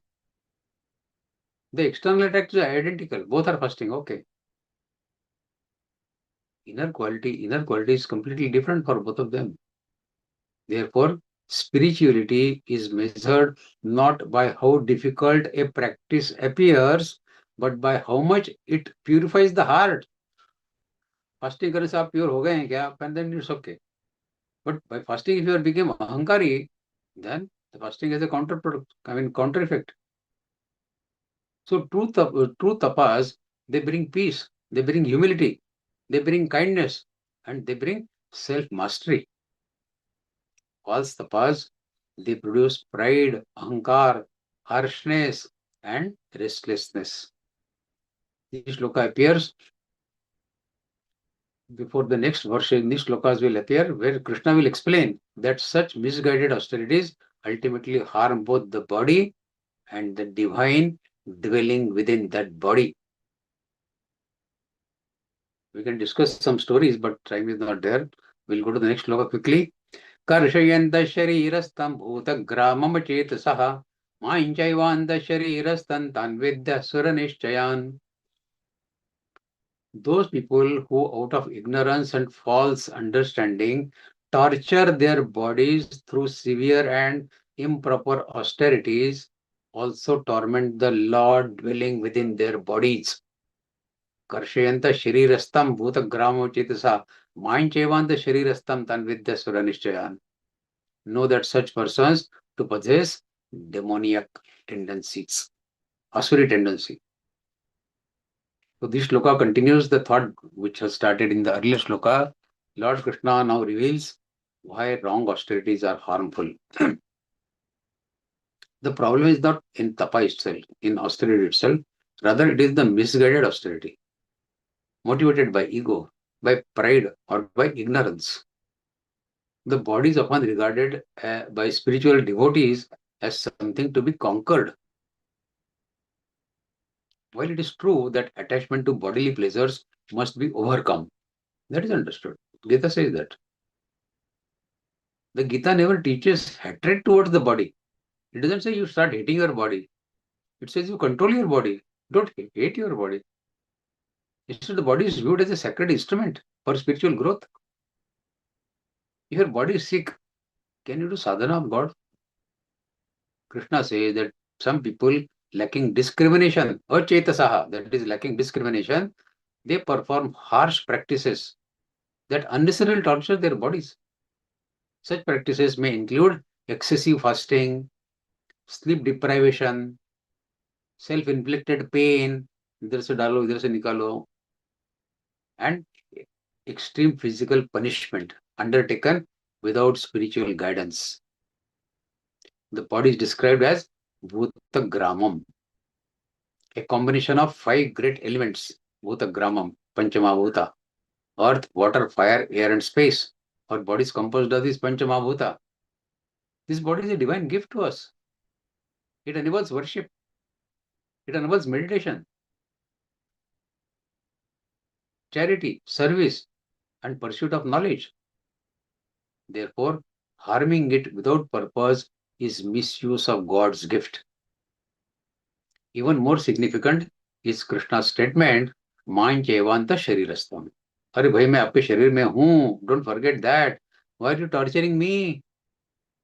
They also torture me who dwell in their body. The God resides in every heart as a Param Atma, silently witnessing and guiding every being. Therefore, disrespecting one's own body is indirectly disrespecting the divine presence in the body. Imagine someone receiving a beautifully crafted temple as a gift, but deliberately damaging its walls and idols. Would that please the God? You are damaging your body. God has given you this temple in which He is staying. You are damaging His temple. Certainly not. He will not like it. Likewise, the human body is God's temple. It deserves care. It deserves cleanliness, moderation, and respect. The Lord therefore declares that such individuals, they possess asuric determination. This does not necessarily mean that they are evil people. They are not evil people. Rather, their thinking is clouded by ego and by ignorance. That's why they are asuric. They mistakenly believe that greater physical suffering automatically leads to greater spirituality. This thought should be eliminated from mind forever. True spirituality does not lie in hurting the body, but in purifying the mind. The Gita repeatedly advocates middle path. Yukta hara viharasi yukta chestasya karmasu yukta supna bodhasya yoga bhavate dukha. Yukta. That means moderation in everything. Shri Krishna clearly says that yoga is not for one who eats too much or too little, sleeps too much or too little. Moderation is the hallmark of genuine spiritual life.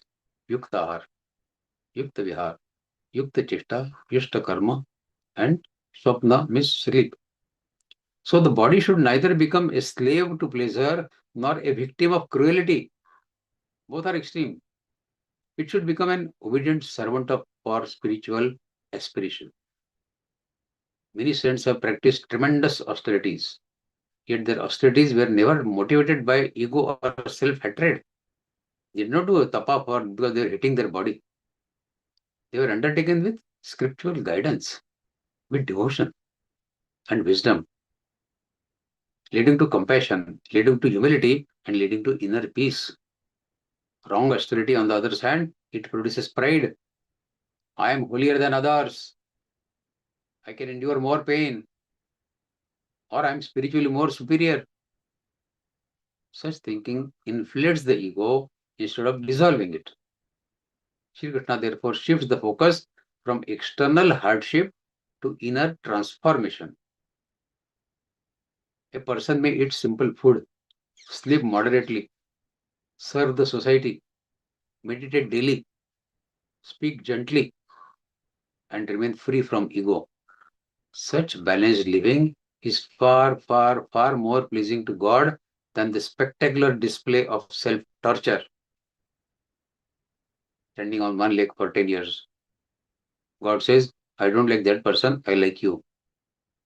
You eat simple food, you sleep moderately, you serve the society, you meditate daily, you speak gently, you remain free from ego, then you are my true bhakta, not the person standing on one leg or one who is piercing his body unnecessarily.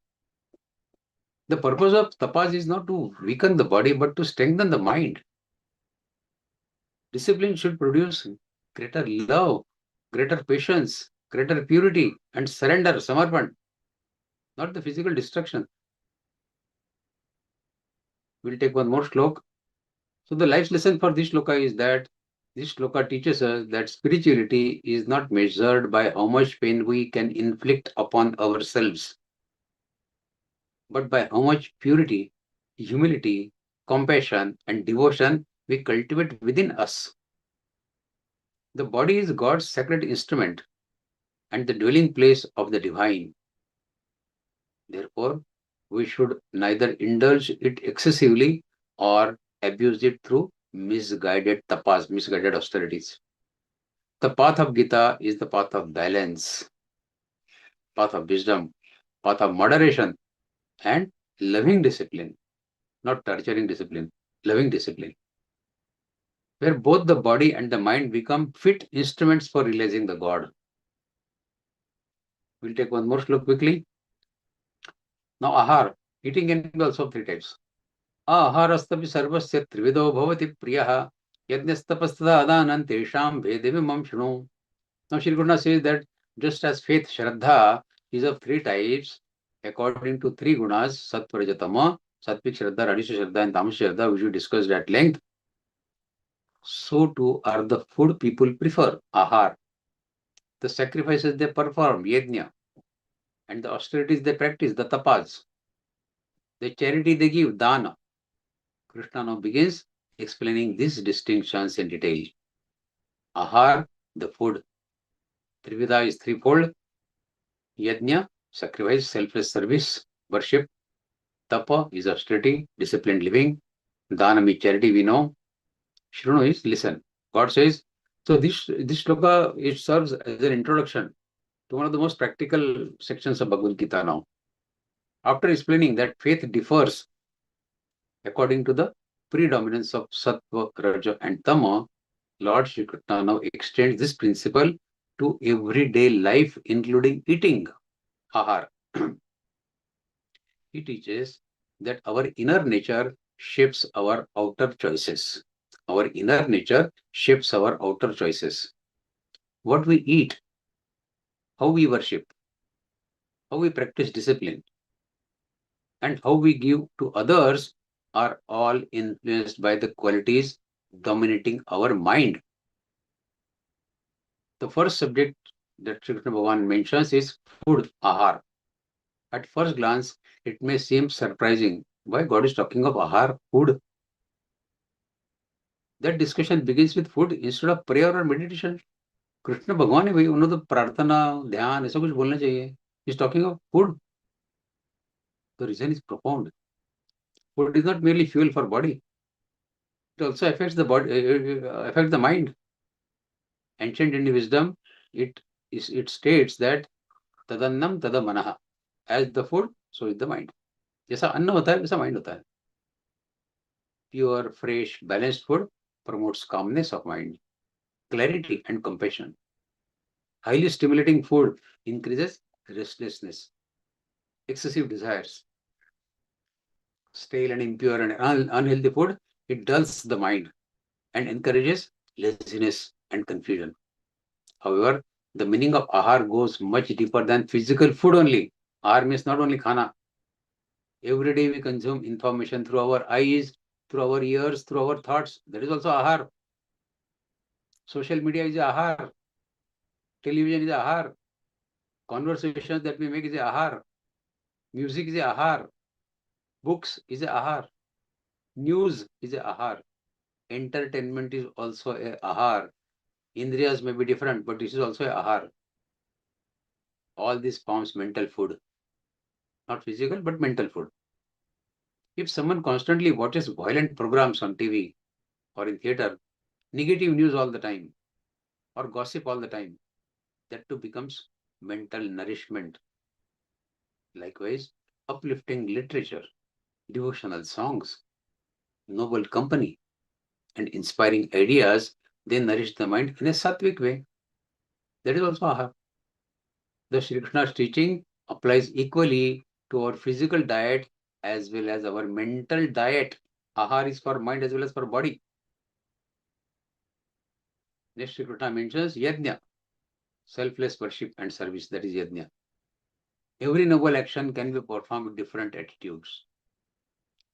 Someone may perform religious rituals solely for inner purification. Another may do the same for fame. Yet another may perform them carelessly without understanding, ignorance. Outwardly, the action appears similar.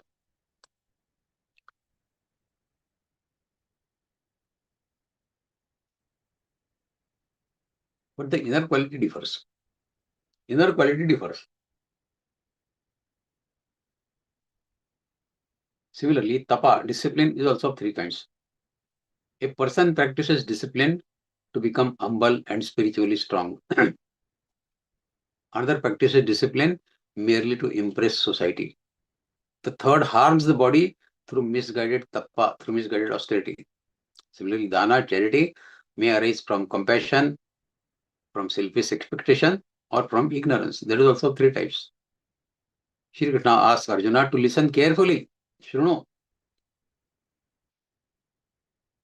Because the intention behind an action is more important than the action itself. This teaches an important psychological truth in our life. People often think spirituality begins in temples and in meditation halls. God says no. It naturally begins much earlier. It begins in kitchen. It begins in your daily life, in your conversation, in your entertainment choices, in ordinary acts of kindness. Our daily preference gradually shapes our character. Repeated choices make our habit. Habits build our personality. Personality determines our destiny. Therefore, spiritual growth is not achieved through occasional grand acts, but through the steady refinement of everyday living, including eating. Next slokas will explain each category in detail. Again, one small example. A software company hired two young engineers. Let us name Rahul and Aman, for example. Both were equally talented and started on the same day in the company. Rahul paid attention to what he consumed, not only on food but also on information. He ate balanced meals, exercised regularly, limited social media, read inspiring books through breaks, and spent time with positive colleagues. After work, he volunteered to teach coding to underprivileged students. Aman, on the other hand, he skipped meals, survived on junk food, Swiggy, Zomato, you know that they are promptly serving you food. Energy drinks, very harmful to body actually. Stayed awake late watching endless online videos, entity platforms, Netflix and whatnot. Constantly argued on social media and surrounded himself with negative discussions all the time. Initially, both performed equally well. After 2 years, the difference became obvious. Rahul remained calm under pressure, solved problems creatively, enjoyed good health, and earned respect for his team. Aman became irritable, frequently stressed out, lacked concentration, and found it difficult to work peacefully with others. One day, their manager remarked, "Your success is not determined only by what you produce, but what you consume every day." Rahul smiled because he understood that every choice, whether it is the choice of food, whether it is the choice of thoughts, whether it is the choice of company or the habits, had quietly shaped his character. This illustrates Shri Krishna's teaching in this shloka. Everything we repeatedly take in, whether it is food or thoughts, becomes part of who we are. Therefore, if we desire a peaceful, wise, and compassionate life, we must consciously choose sattvic nourishment of both mind and body. So your character is shaped not only by what you do, but also by what you repeatedly consume through your body, through your mind, through your senses. By choosing pure food, uplifting thoughts, noble actions, disciplined living, and selfless clarity and charity as well, you gradually cultivate a sattvic personality that naturally leads to peace of mind, wisdom, jnana, and spiritual progress. I think we should stop here. If you have any questions, you are most welcome to raise your questions. We'll keep learning this adhyay in the next sessions with some interesting stories which are applied to day-to-day life, how we can absorb messages in our day-to-day life and change our life for better. Thank you so much, Vikas Bhaiya, for leading us through that profound wisdom of Shraddha with such depth, devotion, and most importantly, the insights that you give are so relevant and we can really associate. Thank you so much, Bhaiya, for them. And I hope, sadhaks, that we also understand how the thoughts and choices and the actions that make actually creates our faith. And as our Shraddha grows through wisdom of the Gita, let us share it with others. Do invite your friends and family across the globe to begin their journey by joining the next L1 batch, which starts on the 7th of August, and registration is open on joingeeta.com. That is joingeeta.com. And also a gentle reminder about the level 1 Sanskrit grammar classes in various languages that will be held tomorrow, the 5th of July at 9 a.m. and 11 a.m. And you can choose to join the sessions in your preferred language, because a strong foundation in Sanskrit grammar always helps us with our sloka pronunciation as well as understanding. And now we request sadhaks to please raise their hands and, if possible, switch on their video cameras to ask questions to Vikas Bhaiya ji. And those who are watching this session on YouTube or Facebook, please join our Zoom link should you wish to have your doubts clarified. The Zoom link will be shared in the respective chats. Bhaiya, I request you to take the questions now. I think we have the first question from Vrindavaneshwari Didi. Yes, Didi, what is the question? Didi, please unmute yourself. Yes. Didi, you're on mute again. Please unmute yourself.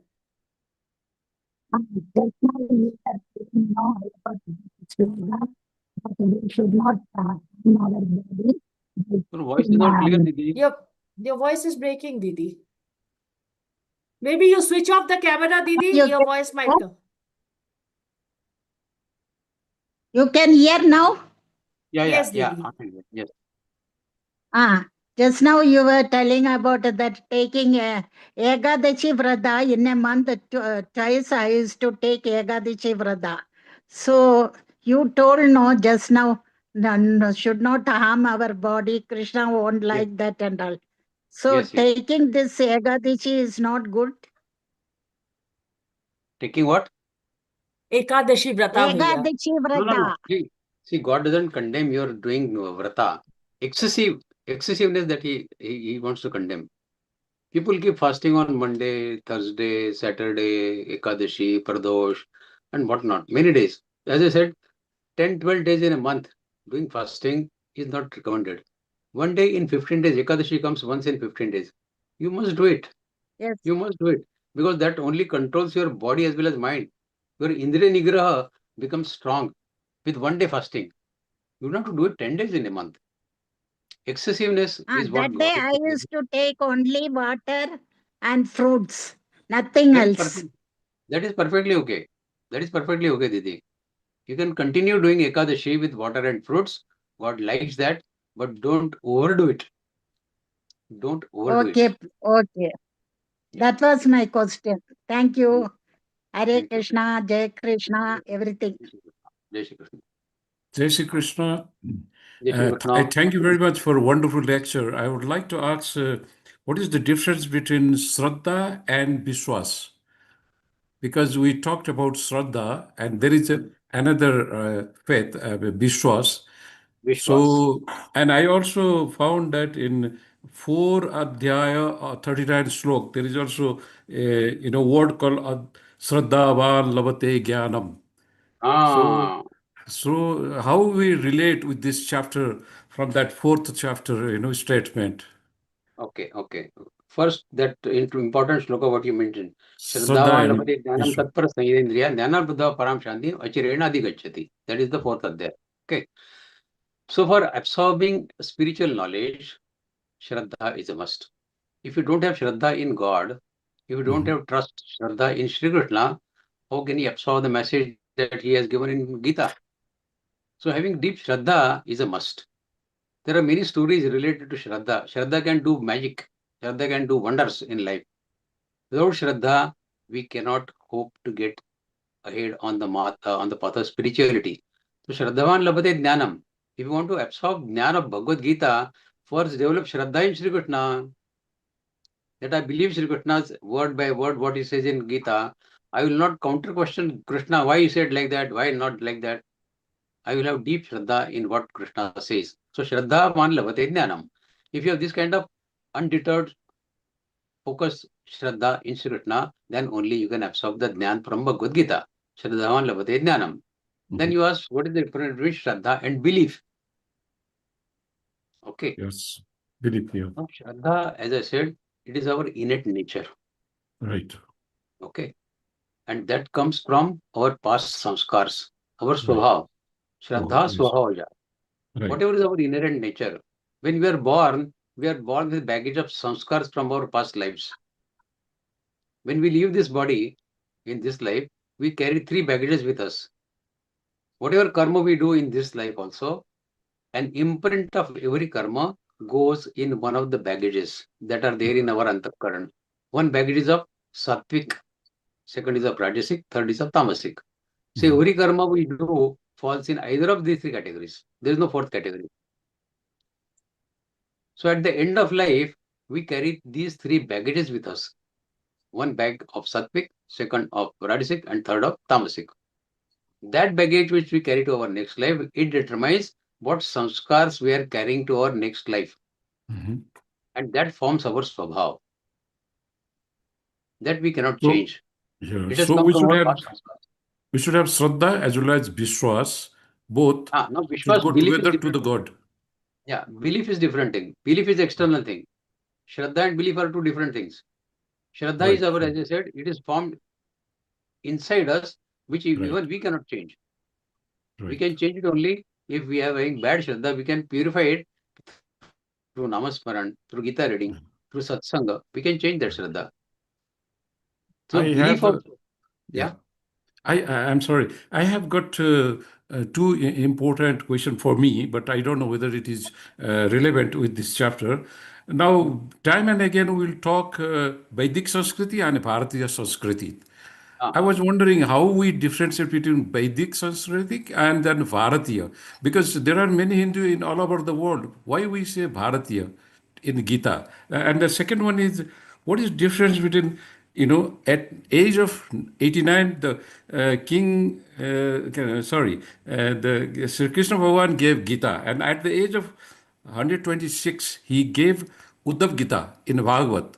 But I'm confused. Which one is where we have to follow? This 11th 11th adhyaya of the Bhagavad or the Gita? There is a lot of differences, and I don't know which one. I don't want to say which one is good or bad, but how do you, in 1 or 2 sentences, how do you compare this?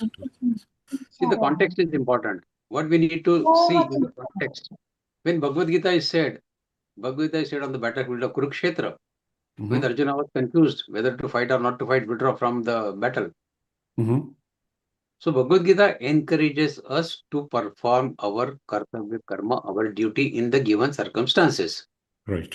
Arjuna was the hero of Dharma Samstha Panartha Yuddha.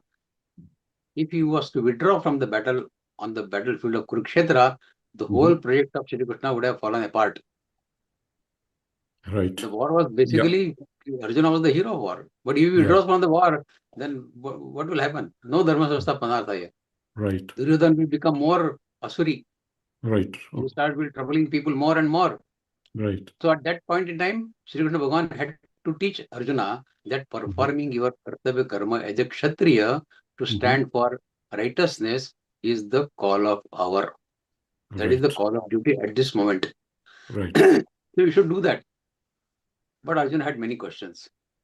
And those questions Shri Krishna started answering from second adhyaya onwards. Ashotya nanvachotya sampradhyavadam shibhashase gata suna gata sakya nanu shivchanti panditaha. Until the 18th adhyaya, when Arjuna said, Nashto mohasudhir labdha tat prasadan maya chita tosmiga sandeha karishye vachanan tavo. So till that time, whatever questions Arjuna has asked in Gita is Bhagavad Gita. That is not only for Arjuna, it is for all of us. Yes. Because all Right. of us have the same weakness. Definitely. We also have attachments in life, isn't it? Yes. So it is for the humanity. Bhagavad Gita is for humanity. Uddhav Gita is for a specific different purpose. That is for a different purpose. Okay. People ask different questions, they get different answers. So now it has become a tradition in our Adhyatma that when question answer session takes place, they call it Gita. Right. Okay. Right. So there are many Gitas like that in our Adhyatma. Everything is Gita. So But that the means context is important. that means my understanding, if my understanding is correct, that's why the Arjun, after he got the Gita, then he went for his karma, Yes. right? But Yes. and then after that also he went to the to his kingdom to run the country. Yes. But but Uddhav, because the purpose was different, Uddhav went to tapasya. Yes. He was asked to go to tapasya. So Yes. that may be reason if I have That is followed it. correctly. Correct. You And are I very right. thank you very, if you Purpose is agree, yes, I thank you very much for answering See, on the these same questions. Yeah. battlefield, even Vishnu Sahasranam was said Right, on Kurukshetra only. But the right, purpose of Vishnu Sahasranam was different. right, If Vishnu Sahasranam was said in the beginning at the battlefield of Kurukshetra, right. when Arjuna Yeah. wanted clarity about his duty, Mhm. chanting Sahasranam would not have helped him perform his duty. That time the Right. guidance was required about his kartavya karma.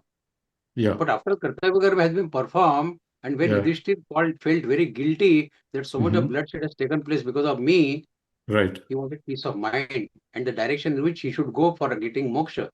Which Yeah. god should I worship? Right. So then he Excellent. asked that question Yeah. to Pitama Bhishma, and then at that time Vishnu Sahasranam was said. So every Oh, yeah. Adhyatmic literature that is there in our Sanatana Dharma has a different purpose based on the context. Right. Very good. But anyway, if I'm not taking much time, I would like to repeat again that Vedic Sanskriti and Bharatiya Sanskriti. If Ah, few see, words, there is, please. see, Sanskriti is only our Sanatana Sanskriti. Mhm. It is Sanatan, explained right. in our which is explained in our Vedas. 4 Vedas in Gita, in Upanishads, that is our Sanskriti. Now to call it Bharatiya Sanskriti is to narrow it down. This Sanskriti is for the Okay. entire Okay. world. It is not for only Indians, not for Hindu people. Bhagavad Gita is for the entire world, for entire Yeah, right. humanity, for all 800 crores people of this. So I think that's why I think we have to say Bharatiya, not Bharatiya. It is, we have to say, Vedic Sanskriti or Sanatan Sanskriti. Sanatana Sanatan is, Sanskriti. yeah. It is eternal. It is eternal Sanskriti.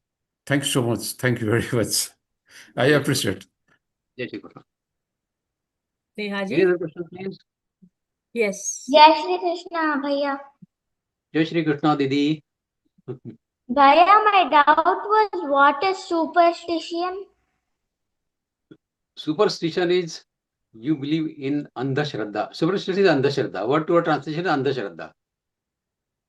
As I said, now you are a student. Looks like you are a student. Okay.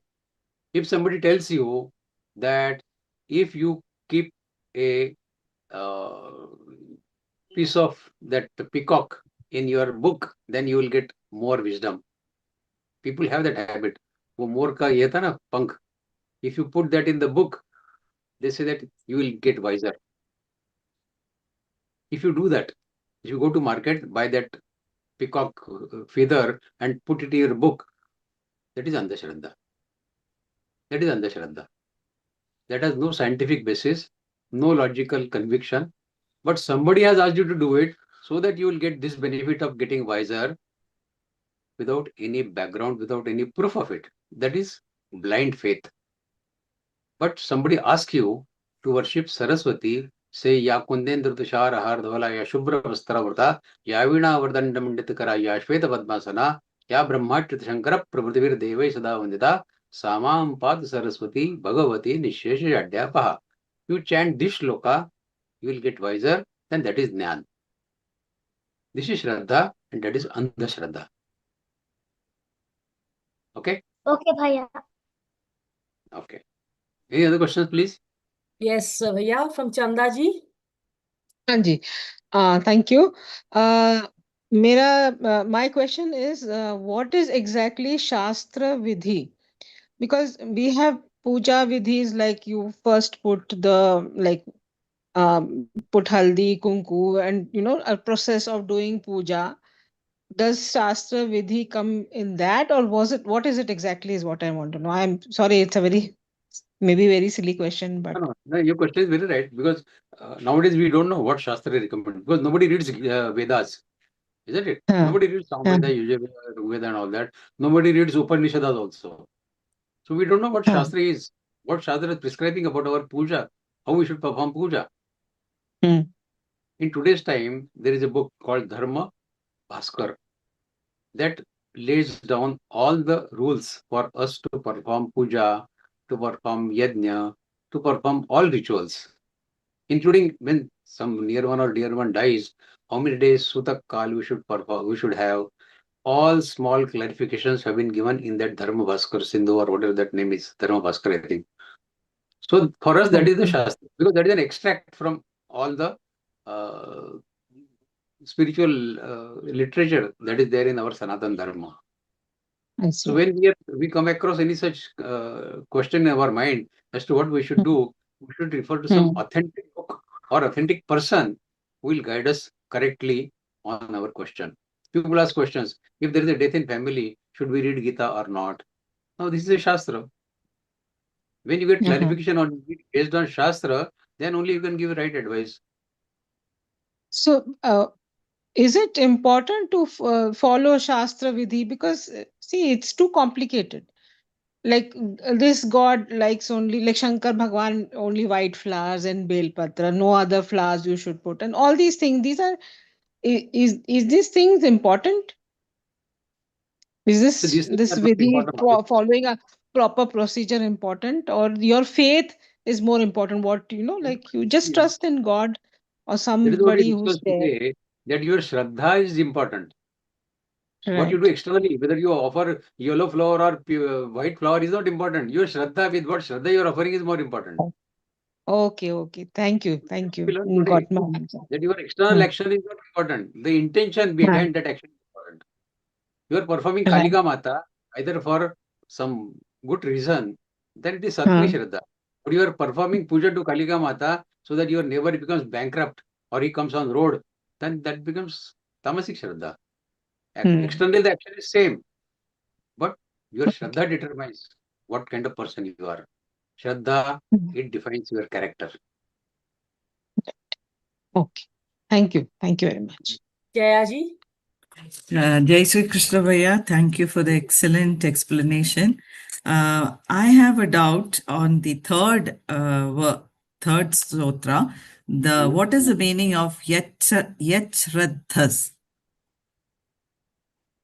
Third shloka. Sattvanurupa sarvasta Shraddha bhavati bharata Shraddhamayoyam Purusho yo yachatra sa eva. मतलब जिसकी जैसी श्रद्धा होती है वैसा आदमी बनता है. You get श्रद्धा से वैसा. Whatever is your Shraddha, you are a person of that type. Your Shraddha is sattvic, you are sattvic. Your Shraddha is tamasic. सत्वानुरूपा सर्वस्य श्रद्धा भवति भारत श्रद्धामयो यम पुरुषो यो यत् श्रद्धस्य एव स. Yat Shraddha means whatever is your faith. Yat Shraddha. Yat means what? Shraddha is Shraddha, faith. Okay. Yat Shraddha, whatever is faith. Okay. Thank you. Archana ji. Yes. Please speak. I want to ask a question. It might be silly, I think, but I want to clarify this, that I have a son who is 20-year-old And as the example was given that they are nowadays more screen time is there. They are watching the things which we know that they should not watch those all stuff for their in that as it is said. So how to minimize it, or how to bring them into our path, like what we want? Like young generation, they are going now, they are not listening nowadays. So Okay, see, don't try to make a drastic change in their timetable. If you say that no screen time at all, you will not get success. Okay, so try to change them slowly. Cultivate this habit of getting up in the morning, say few shlokas of Gita, make him stand in front with you. When you are in puja ghar, make him stand with you. When you are chanting some shloka or some mantra, ask him to listen first. Then ask him to repeat it. Only this for first few days.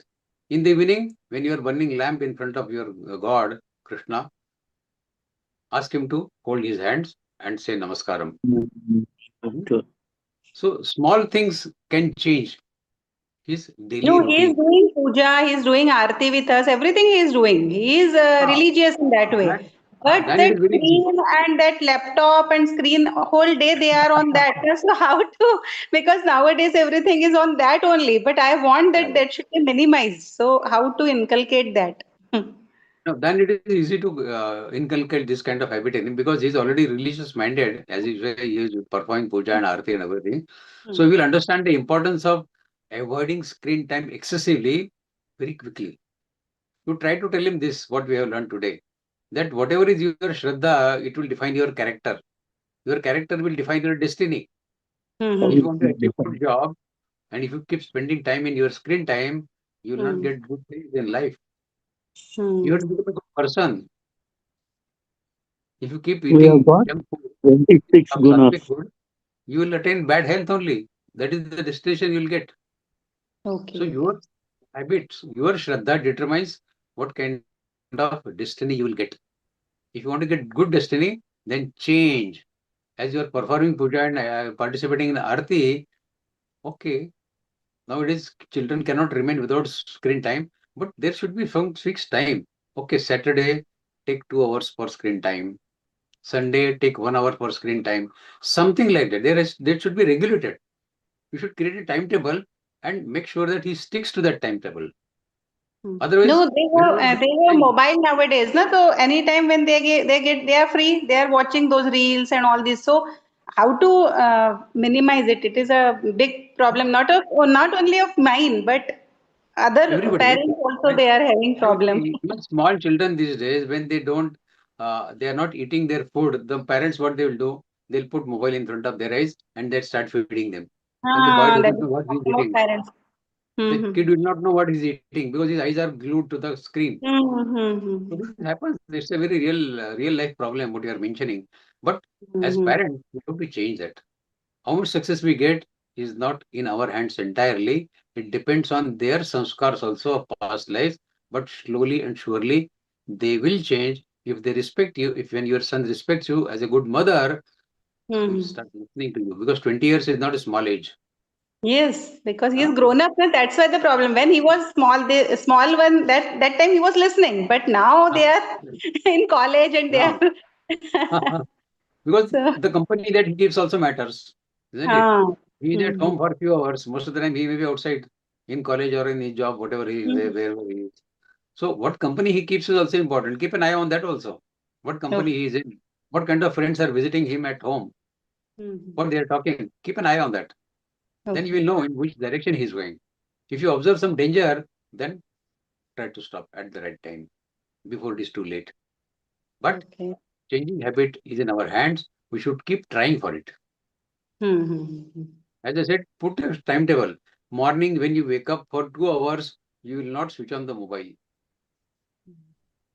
Before you go to bed at say 10 o'clock, 8 o'clock or 9 o'clock, you should switch off your mobile and TV, everything. Morning time and night time should be totally peaceful. When you are taking lunch or dinner, no screening. Small things we should introduce in our day-to-day routine, and we should follow first ourselves. Otherwise, the parents will say, don't watch mobile, and we are watching mobile. So people will they learn more from our actions rather than our words. Our Yes. words should be with our action, isn't it? Yes. Thank All you. the best to you.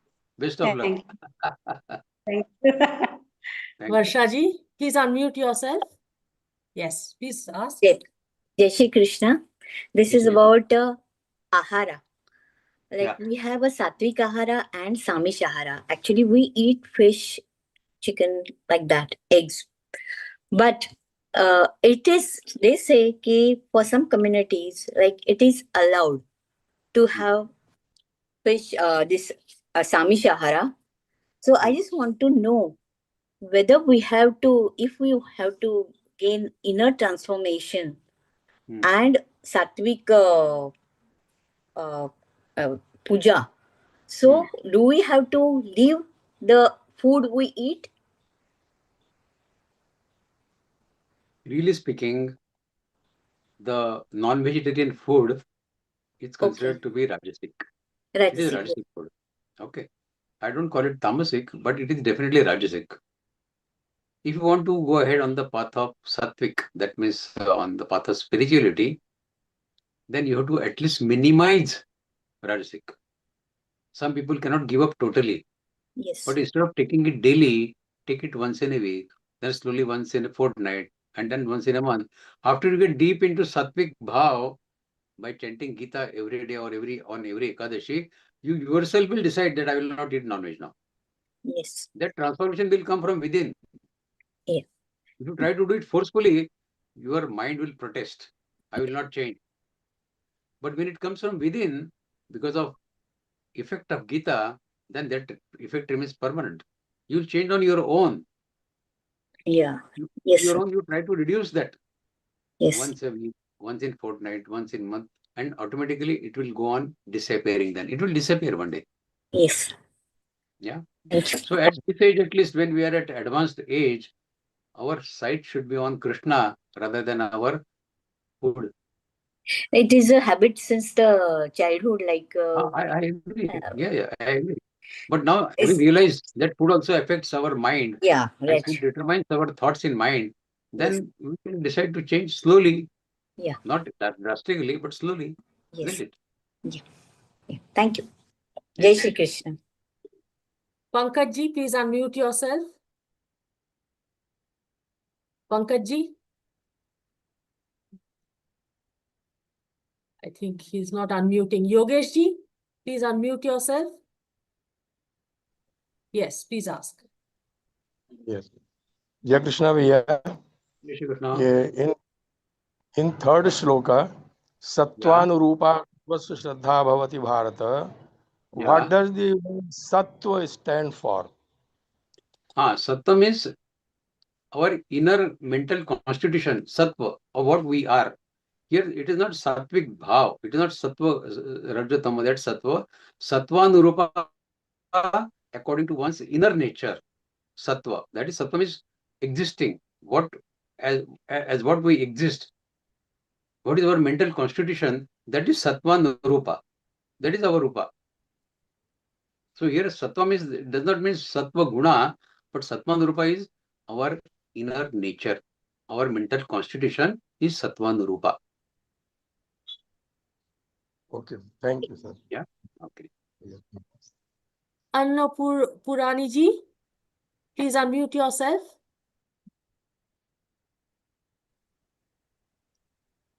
Yeah. Hello? Yes, please ask. Yeah, like this is not for Loka, but this is a practical question. Can I ask? Sure. Please go ahead. Yeah. Maybe my father is bedridden now, but he looked after his mother very nicely. But everyone said you will be in good karma, your all the things will be good. But why he is suffering so much? Will this added to karma also? Is this because of karma? Yeah, very important question. But the thing is,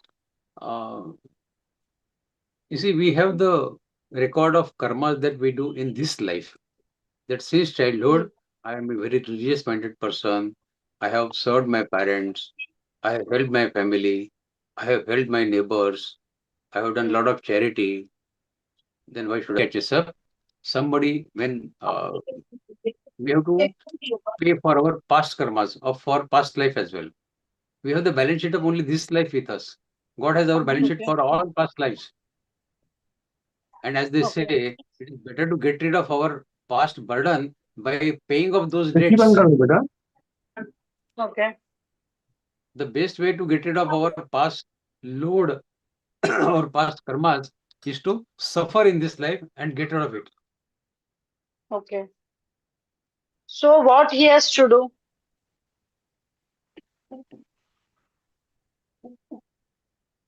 Matra sparashastu kaunteya shitoshna sukdukkadaha agama paino nitya stansi tikshusva bharata. Agama paino, this comes and this goes. We can only be witness to it. Stansi tikshusva. This keeps and this goes. This is not permanent. So we have to look at it as a witness of what is happening to us. Easier said than done, I agree, but this is the only way. If you start getting involved in that, then why me? Why not others? Why God is punishing me only? So this me only should be wiped out from our mind. The more we think about why me only, we will never get out of it. Okay. So we should look at it from a different perspective. That this is body and I am not body. The body pain will come and will go. I am going to remain as it is. Before the body was with me, I was still there. When the body is there, I am there. And after a few years, when the body will cease to exist, I will still be there. I will continue as a soul. I'm a Atma. So this concept, changing from body to soul, from Shri to Atma, it can drastically change our psychology. And we have to accept this fact that I am not body. Body, is the body same what it was when we were 5-year-olds? Is the body going to remain same after next 10 years? Body keeps on changing. We are eternal. We are that soul which never goes under any change. It is only a witness. Body is an instrument to attain that God. That is what we should remember. Even when we are lying down on the bed because of sickness or whatever, the mind is active. With mind we can remembering God. We can keep remembering God. If we know some stotras or some adhyas of Geeta or some Vishnu Sahasranam, we can mentally keep reciting that. That itself will give us a lot of mental and physical relief. So instead of complaining to God and getting more into uneasiness, we should get peace of mind even in these difficult, challenging situations. If we remain committed to God, if we keep our Shraddha Sattvic in our mind, external things will not affect us. That deep Shraddha in God we should have. Then only we can come out of it. By complaining, we cannot come out of it. We'll get more deeply rooted into it, that thought. Okay. How we'll know we have done bad things and all? Anything bad when it happens in our life, we should blame it to our past karmas. That maybe now see, I'll give you an example. This life we are giving donation, we are helping our friend who is in need of funds. You help him with good intention. He is in need of money, you give 5,000 rupees. Okay. After that, he never shows his face to you. You start complaining and you start worrying. Usko madad kiya time pe and he has forgotten that. He has not returned my money. This thought puts you under bondage. Okay. For recovering money from him, you will have to take next birth. That fellow will have to take next birth to return your money to you. So why to do it? 5,000 rupees gaya jane do. I don't want to get bondage because of that 5,000 rupees. I want moksha. I value moksha more than that 5,000 rupees. So when you do charity, neki kar or dariya mein dal. That is in this saying. That you do good work and forget about it. Otherwise, you will get bondage even of your good work. Every bondage will ultimately result in janma mrityu. Okay. Thank you. Thank you. Okay, thank you.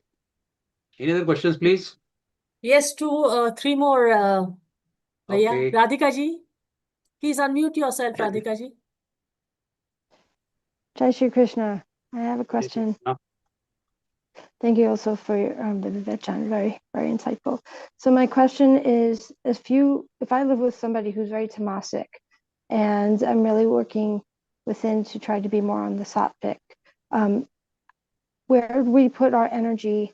Because we live together, I find within myself trying to be more sattvic within. My understanding is to try to change me. You can't change anyone else, but because we're living together as a unit, how do we handle those situations when, because it will affect the entire family if one person's more tamasic or rajasic.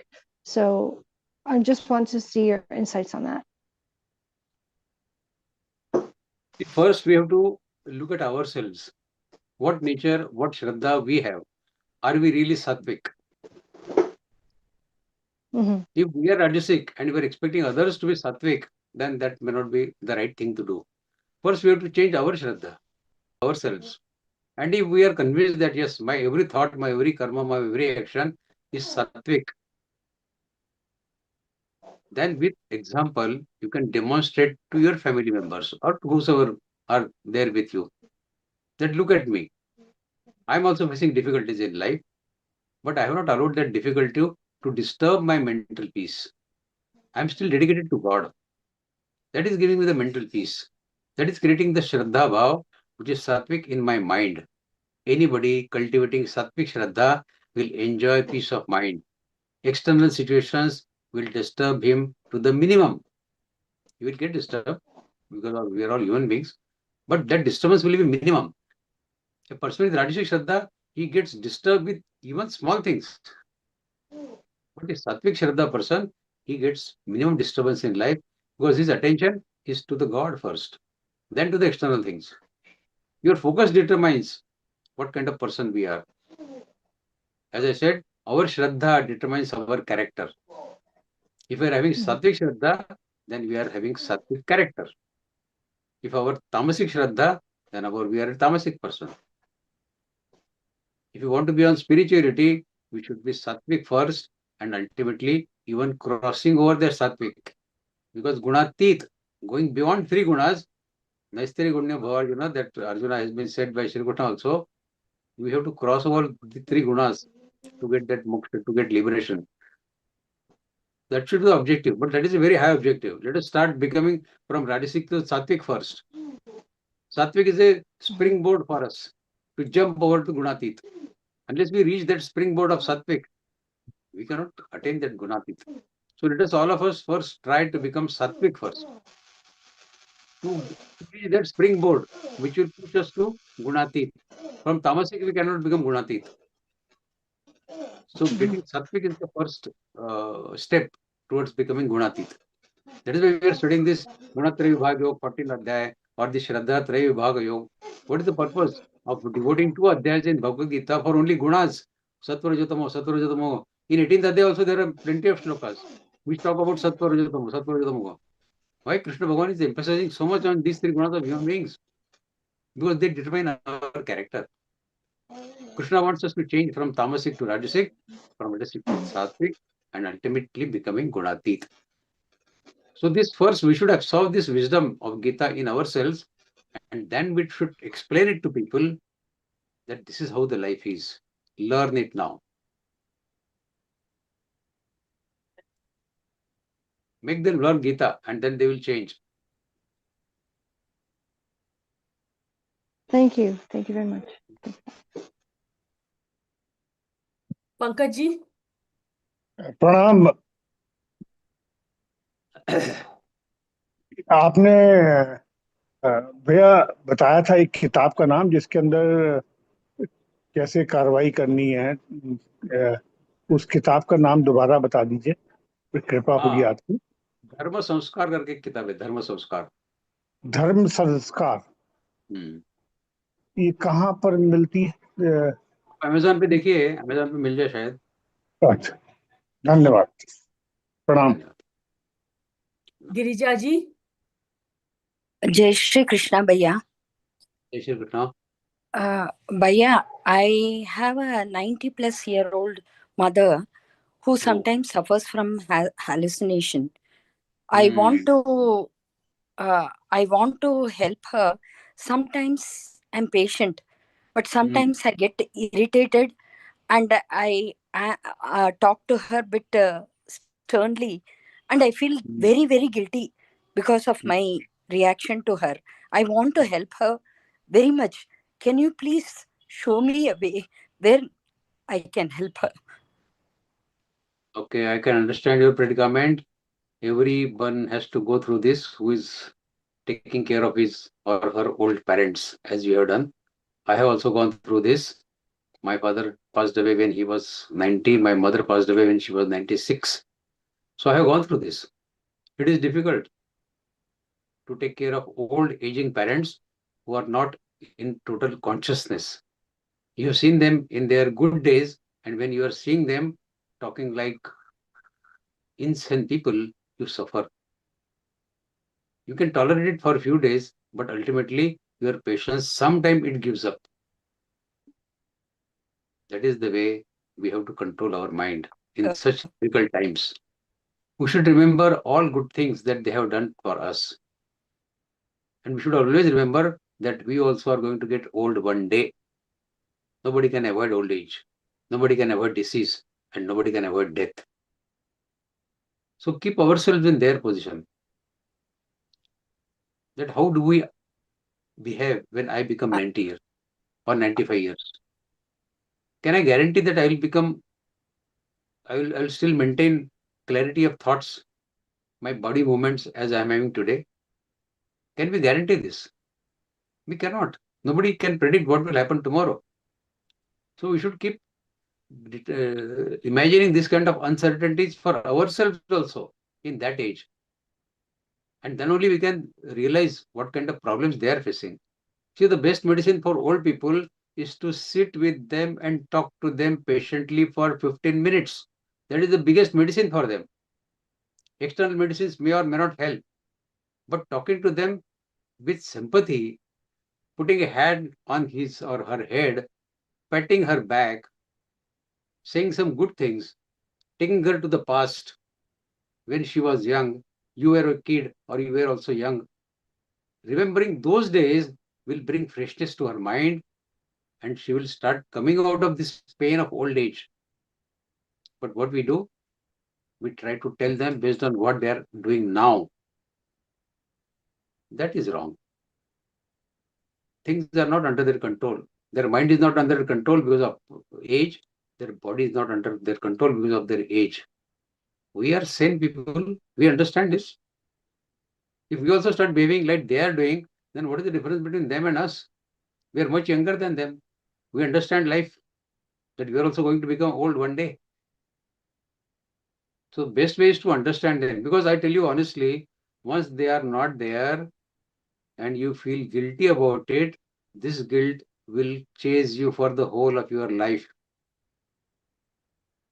Should we want to remain guilty for the whole of our life? 90 years is a very advanced age. This is a question of another 2 years, 3 years, 4 years at the most. You have spent so many years with her, tolerate it for another 2, 3 years. It will give you great peace of mind when things will not remain the same. But if you start getting angry, you start replying arrogantly, then the kind of disturbance that you will have in your life for the rest of your life, you will never pardon yourself. So tolerate whatever is happening to you at the moment. Leave it with this thought that this is a temporary situation.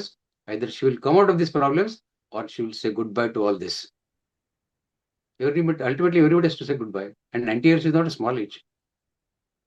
So we should convince ourselves, we should tell ourselves that this is a temporary situation. We don't know what moment she will say goodbye. Try to do your best service, best seva, when you are capable of offering it. If you can afford, hire a nurse for 24 hours for her, who will take care of her physical needs. And as I said, take mental care of her by sitting with her during the day for a few minutes, for a few hours. Talk to her with sympathy, not finding faults with her. That is not the way to treat old people. This will change you and this will change her also. I'm more worried about you than her, because she has lived her life. You have to live your life. And I don't want you to live your life in this kind of pain that I did not do whatever was required for my mother. You should have full satisfaction that I have done my best in my life for my mother.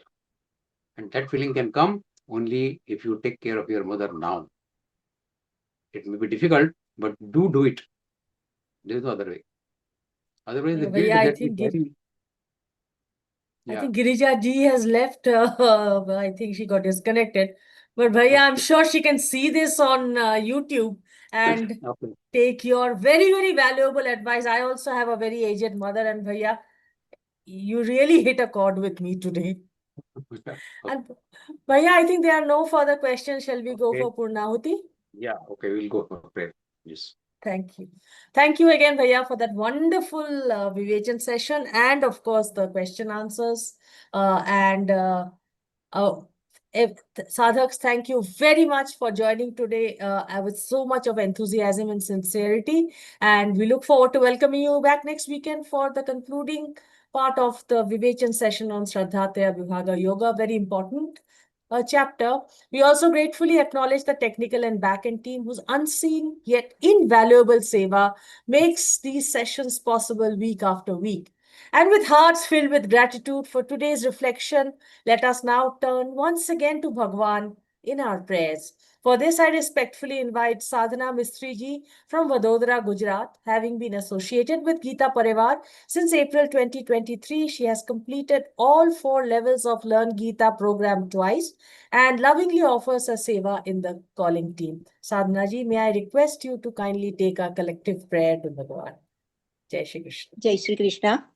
Yogesham Satchidanandam Vasudevam Vrajapriyam Dharma Samsthapakam Veeram Krishnau Vande Jagadgurum Krishnau Vande Jagadguru. Thank Jai you Shri so Krishna. much, Sadhana ji, for that chanting the prayer so beautifully. And Sadhaks, let us take today's reflection with us.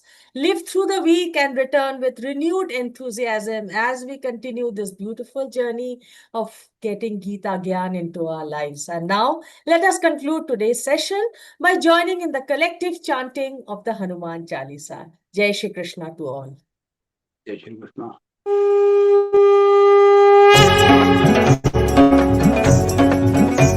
Shri गुरु चरण सरोज रज निज मन मुकुर सुधारि बरनउ रघुबर बिमल जसु जो दायक फलचारि बुद्धिहीन तनु जानिके सुमिरौ पवन कुमार बल बुद्धि विद्या देहु मोहि हरहु कलेश विकार जय हनुमान ज्ञान गुण सागर जय कपीस तिहु लोक उजागर रामदूत अतुलित बल धामा अंजनी पुत्र पवन सुत नामा महावीर विक्रम बजरंगी कुमति निवार सुमति के संगी कंचन बरन विराज सुबेसा कानन कुंडल कुंचित केसा हाथ वज्र ध्वजा विराजय कांधे मूंज जनेऊ साजय शंकर सुवन केसरी नंदन तेज प्रताप महाजगबंदन विद्यावान गुणी अति चातुर राम काज करिबेको आतुर प्रभु चरित्र सुनिबेको रसिया राम लखन सीता मन बसिया सूक्ष्म रूप धरि सिरहि दिखावा विकट रूप धरि लंक जरावा भीम रूप धरि असुर सहारे रामचंद्र के काज सवारे लाय सजीवन लखन जियाए श्री रघुवीर हर्षि उर लाए रघुपति कीन्ही बहुत बड़ाई तुम मम प्रिय भरत ही समभाई सहस बदन तुम रोज सगावै अस कहि श्रीपति कंठ लगावै सनकादिक ब्रह्मादि मुनीसा नारद सारद सहित अहिसा जम कुबेर दिगपाल जहाते कवि कोविद कहि सके कहाते तुम उपकार सुग्रीवहि कीन्हा राम मिलाय राजपद दीना तुम्हरो मंत्र विभीषण माना लंकेश्वर भय सब जग जाना जुग सहस्र योजन पर भानु लील्यो ताहि मधुर पल जानु प्रभु मुद्रिका मेलि मुख माहि जलधि लांघि गए अचरज नाहि दुर्गम काज जगत के जेते सुगम अनुग्रह तुमरे तेते राम दुआरे तुम रखवारे होतन आज्ञा बिनु पैसारे सब सुख लहै तुम्हारी सरना तुम रक्षक काहू को डरना आपन तेज समारो आपै तीनों लोक हाकते कापै भूत पिशाच निकट नहीं आवै महावीर जब नाम सुनावै नासै रोग हरै सब पीरा जपत निरंतर हनुमत बीरा संकट ते हनुमान छुड़ावै मन क्रम वचन ध्यान जो लावै सब पर राम तपस्वी राजा जिनके काज सकल तुम साजा और मनोरथ जो कोई लावै सोई अमित जीवन फल पावै चारों जुग परताप तुम्हारा है प्रसिद्ध तीर्थ जगत उजियारा साधु संत के तुम रखवारे असुर निकंदन राम दुलारे अष्ट सिद्धि नो निधि के दाता असबर दीन जानकी माता राम रसायन तुम्हारे पासा सदा रहो रघुपति के दासा तुम्हारे भजन राम को पावै जन्म जन्म के दुख बिसरावै अंत काल रघुवर पुर जाई जहाँ जन्म हरि भक्त कहाई और देवता चित्तन धरई हनुमत से सर्व सुख करई संकट कटई मिटई सब पीरा जो सुमिरई हनुमत बल बीरा जय जय जय हनुमान गोसाई कृपा करहु गुरुदेव की नाई जो सत बार पाठ कर गोई छूट ही बंदी महासुख होई जो यह पढ़ हनुमान चालीसा होय सिद्धि साखी गौरी सा तुलसीदास सदा हरि चेरा की जय नाथ हृदय महडेरा पवन तनय संकट हरन मंगल मूर्ति रूप राम लखन सीता सहित हृदय बसहु सुर भूप सियावर रामचंद्र की जय पवन सुत हनुमान की जय। जय श्री कृष्ण।